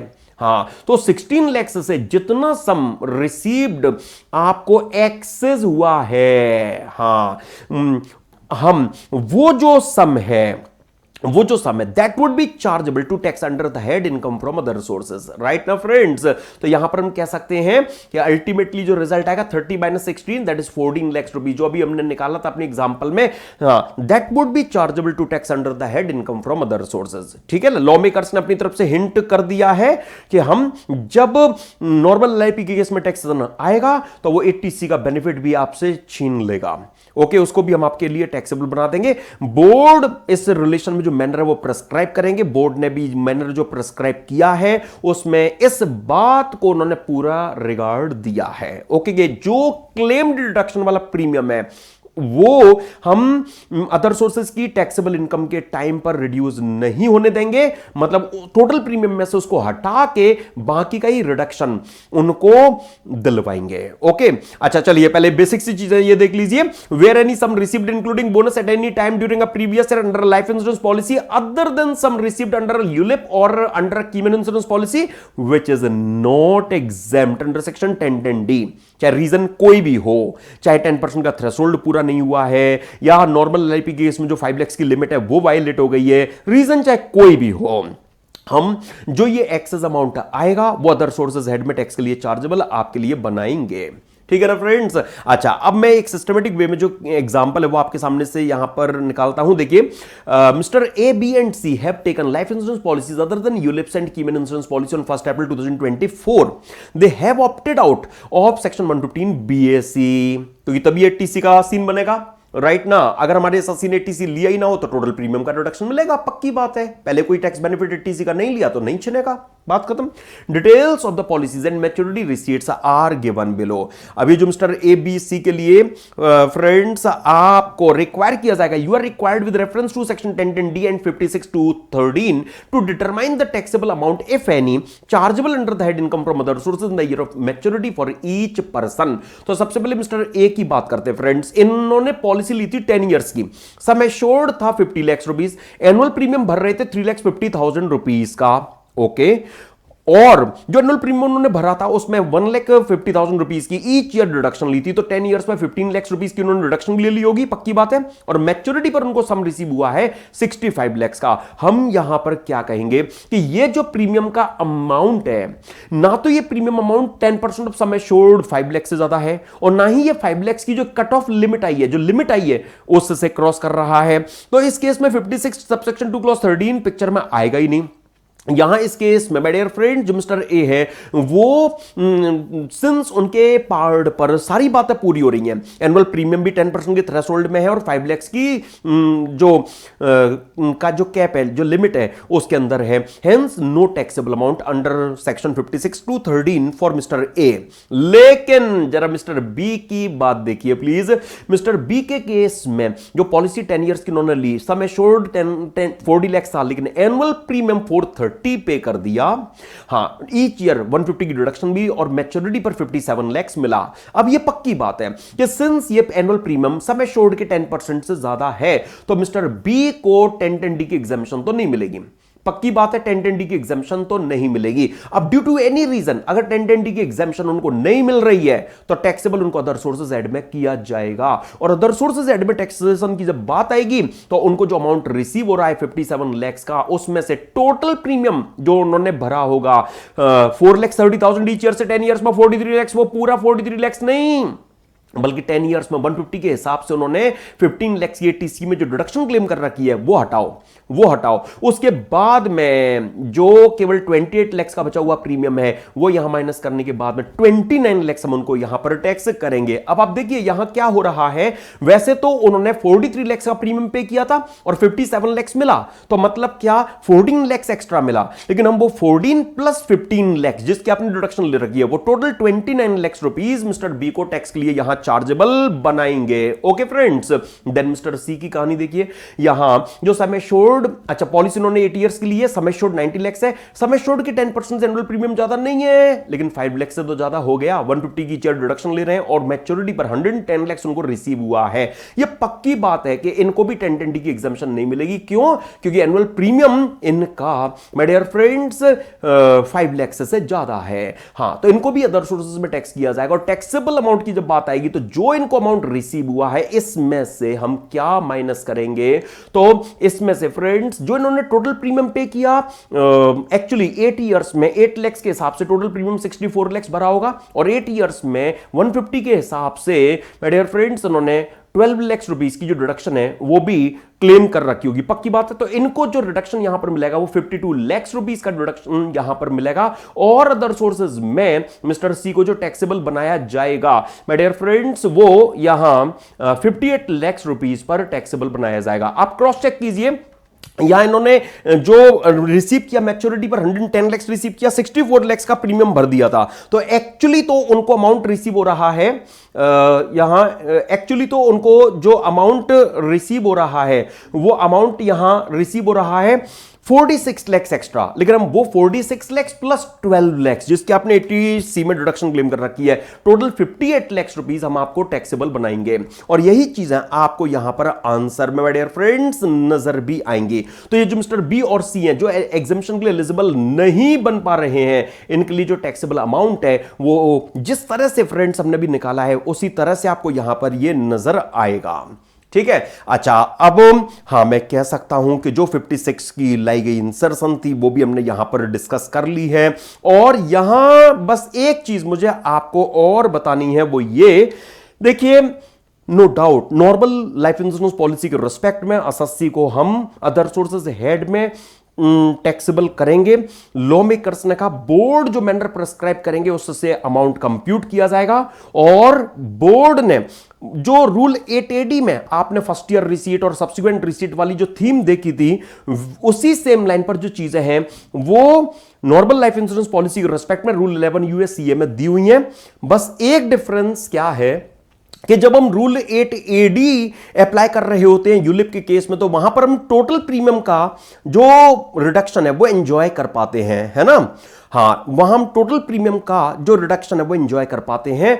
और नॉर्मल लाइफ इंश्योरेंस पॉलिसी के केस में हम टोटल प्रीमियम का रिडक्शन एंजॉय नहीं कर पाएंगे, बल्कि वहां माय डियर फ्रेंड्स हमें total premium as adjusted by 80C deduction वो बस वहां माइनस करना होगा, दैट्स इट। ये एक्चुअली वहां पर रिक्वायरमेंट होगी, बाकी सब कुछ उसी तरह की चीजें हैं यहां पर। जैसे अगर फ्रेंड्स में यहीं से अगर आप अच्छे से कंपेयर कर पाए, इसके लिए अगर मैं यहां पर थोड़े से फैक्ट्स अगर चेंज कर दूं कि राम ने नॉर्मल लाइफ इंश्योरेंस पॉलिसी ली थी, ओके, और वो 8 ईयर्स के लिए माय डियर फ्रेंड्स उन्होंने ली थी, ठीक है। और जो सम एश्योर्ड था वो सम एश्योर्ड फ्रेंड्स मैंने मान लिया है कि वो sum assured suppose 29 lakh rupees का था, ओके। और जो एनुअल प्रीमियम था वो एनुअल प्रीमियम सपोज 3 लाख जा रहा था, 3 लाख जा रहा था, ओके। तो मुझे ऐसा इसलिए करना पड़ा है जिससे कि सम एश्योर्ड के 10% से जो अमाउंट है वो नॉर्मल एलआईपी के केस में ज्यादा आपको दिख सके, ठीक है। हाँ, तो यूलिप के केस में तो हमने 250 से उसका इनफैक्ट जो वायलेशन वाला केस है वो बना दिया था, एग्जामिशन नहीं मिलेगी ऐसा केस बना दिया था। लेकिन अब नॉर्मल एलआईपी के केस में 5 लाख की लिमिट है, इसलिए मैंने यहां पर सम एश्योर्ड थोड़ा सा चेंज किया है। अब ये पक्का हो गया कि अगर इस तरह की सिचुएशन है तो जो नॉर्मल एलआईपीएस के रिस्पेक्ट में फ्यूचर में जो भी सम रिसीव्ड होगा उस पर 1010D की जो एग्जामिशन है वो एसएससी नहीं ले पाएगा। क्यों? क्योंकि जो एनुअल प्रीमियम है वो माय डियर फ्रेंड्स वो एनुअल प्रीमियम यहां पर सम एश्योर्ड के 10% से ज्यादा है, 2,90,000 रुपीज से ज्यादा है, ओके। अब इस केस में फ्रेंड्स जो हमारी ये एसएससी हैं ये क्या कर रहे हैं, ये बेसिकली इन्होंने फर्स्ट 5 ईयर्स, यस, बाकी जो फैक्ट्स है वो बिल्कुल उसी तरह के हैं। मैं मान रहा हूं 1 फरवरी 2023 को सपोज ये जो नॉर्मल लाइफ इंश्योरेंस पॉलिसी इनको जो इशू हुई है, इस नॉर्मल लाइफ इंश्योरेंस पॉलिसी में after 5 years, yes friends, that is 31 मार्च 2028 को, 31 मार्च 2028 को हम मान रहे हैं कि उनको फर्स्ट रिसीट मिली है। जो फर्स्ट रिसीट मिली है सपोज 20 लाख रुपीस का उन्हें जो अमाउंट है वो उस लाइफ इंश्योरेंस पॉलिसी में रिसीव हुआ है, ओके। और इस 5 इयर्स के पीरियड में उन्होंने जो प्रीमियम पे किया है वो प्रीमियम पेड उनका माय डियर फ्रेंड्स हमें नजर आ रहा है 15 लाख रुपीस का। और इसमें से 80C की डिडक्शन वो लेकर बैठे हैं फ्रेंड्स 5 इयर्स में 150 के हिसाब से 7.5 लाख की वो 80C में डिडक्शन भी क्लेम कर चुके हैं, ओके। अब इस केस में पहले इसी मूवमेंट पर अगर आप देखें तो जो रूल 11 USCA है उसके हिसाब से जो आपके लिए टैक्सेबल अमाउंट आईओएस का निकाला जो जाएगा, इनकम फ्रॉम अदर सोर्सेस का जो टैक्सेबल अमाउंट निकाला जाएगा, उसके लिए हम क्या करेंगे, हम यहां पर फ्रेंड्स जो इन्हें सम रिसीव हुआ है वो रख लेंगे। जैसे 20 लाख रुपीस का इन्हें अमाउंट रिसीव हुआ वो रख लिया हमने। ओके, अब इसमें से जब लेस करने की बात आएगी तो अभी तक का इनका जो टोटल प्रीमियम रहा था 15 लाख रुपीस टोटल प्रीमियम रहा था, वो 15 लाख रुपीस का पूरा प्रीमियम नहीं, बल्कि इसमें से हम एडजस्ट कराएंगे क्या, जो आपने एटीसी क्लेम कर रखा है, रफली स्पीकिंग जो आपने एटीसी क्लेम कर रखा है, जैसे 7.5 लाख का आपने एटीसी क्लेम कर रखा है, तो वो हटाओ, वो हम आपको यहां पर एडजस्ट नहीं करने देंगे।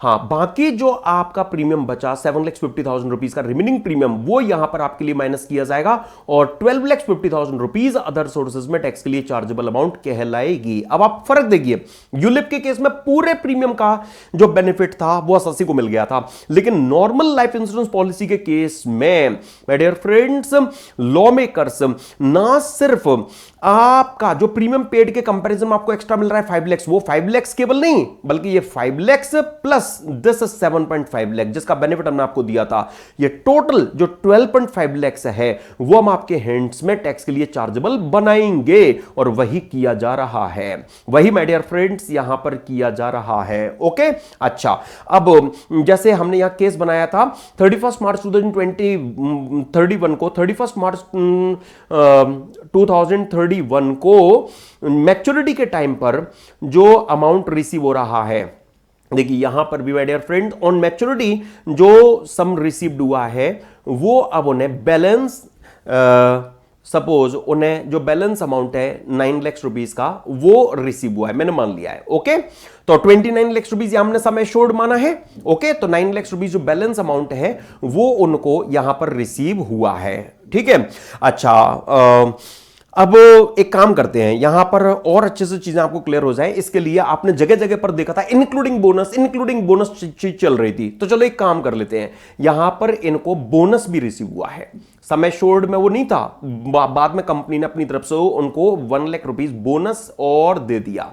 उन्होंने तो इंश्योरेंस कराया था 29 लाख का, ठीक है फ्रेंड्स, सम एश्योर्ड 29 लाख था, लेकिन 1 लाख उन्हें सपोज बोनस और मिल गया, तो टोटल जो सम रिसीव्ड हुआ वो कितना रिसीव्ड हो गया, 10 लाख रिसीव हो गया। ओके, अब यहां देखिए ये जो सिचुएशन बन रही है, इस सिचुएशन में ये जो पीरियड है लास्ट के 3 इयर्स का, लास्ट के 3 इयर्स के पीरियड में एसएससी ने जो प्रीमियम पे किया होगा वो प्रीमियम पे कितना किया होगा 3 लाख रुपीस पर annum के हिसाब से फ्रेंड्स 9 लाख का पक्की बात है, और इसमें से वो एटीसी क्लेम कर गए होंगे कितने का 1,50,000 रुपीस के हिसाब से 4,50,000 की वो एटीसी में डिडक्शन क्लेम कर गए होंगे, पक्की बात है, ठीक है ना।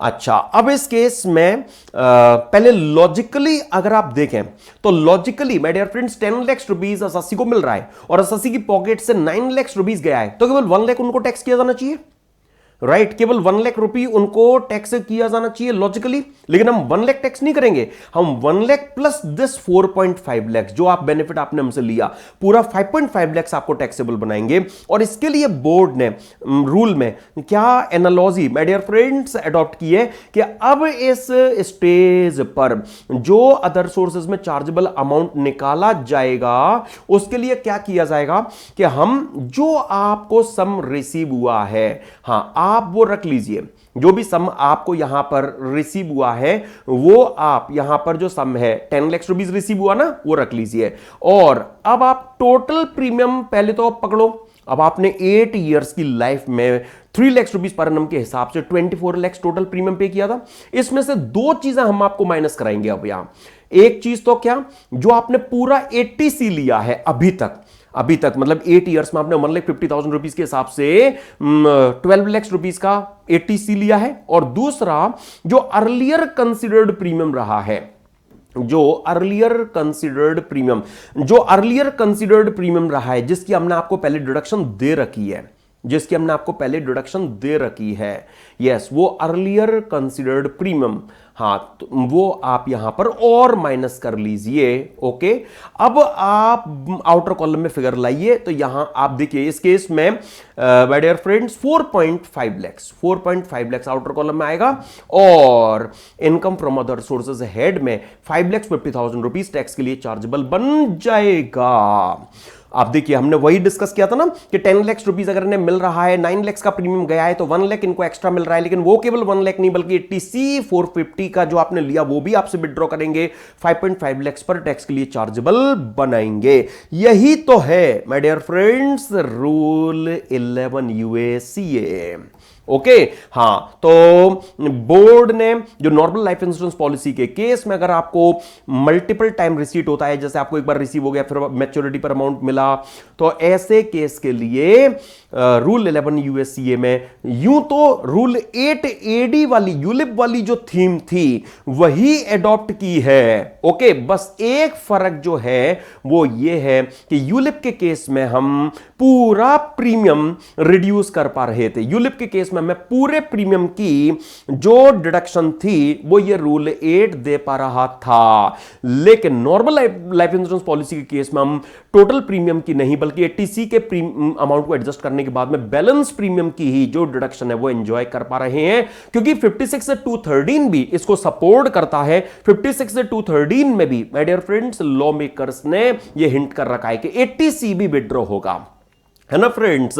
तो ये एक्चुअली बातें हैं जो रूल 11 यूएससीए में एग्जैक्टली प्रोवाइड की हुई हैं, तो आपको कंपैरेटिव इफेक्ट पता लग सके इसलिए मैंने सेम फैक्ट्स के साथ में यूलिप के केस में चीजें आपके सामने रख दी और रूल क्या कहता है वो आपने रिलेट कर लिया, और सेम फैक्ट्स के साथ में माय डियर फ्रेंड्स हमने नॉर्मल लाइफ इंश्योरेंस पॉलिसी का अगर केस होगा, हाँ, अगर नॉर्मल लाइफ इंश्योरेंस पॉलिसी का ये केस होगा तो उस केस में चीजें किस तरह से मूव करेंगी वो भी यहां पर सारा डिस्कशन कर लिया है। और आप देखिए जरा, मैंने आपको फ्रेंड्स जो नोट प्रोवाइड किया है रूल 11 यूएससीए को लेकर, उसमें इसी तरह की जो चीज है वो आपको प्रोवाइड की हुई है। तो पहले तो यही कि rule 11 U S C A prescribe the same methodology for computing taxable income on LIP other than ULIP and keyman chargeable to tax under section 56 to 13 both for first year receipt and subsequent receipt. Difference क्या है वो ये है, rule 11 U S C A only such premium under rule 11 USCA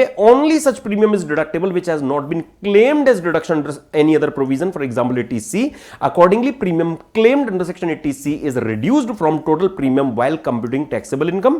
56 में भी इसको support किया गया है, जबकि under rule 8AD applicable to ULIPs deduction is allowed for the entire premium paid up to the date of receipt and no adjustment is made for deduction claimed under section 80C.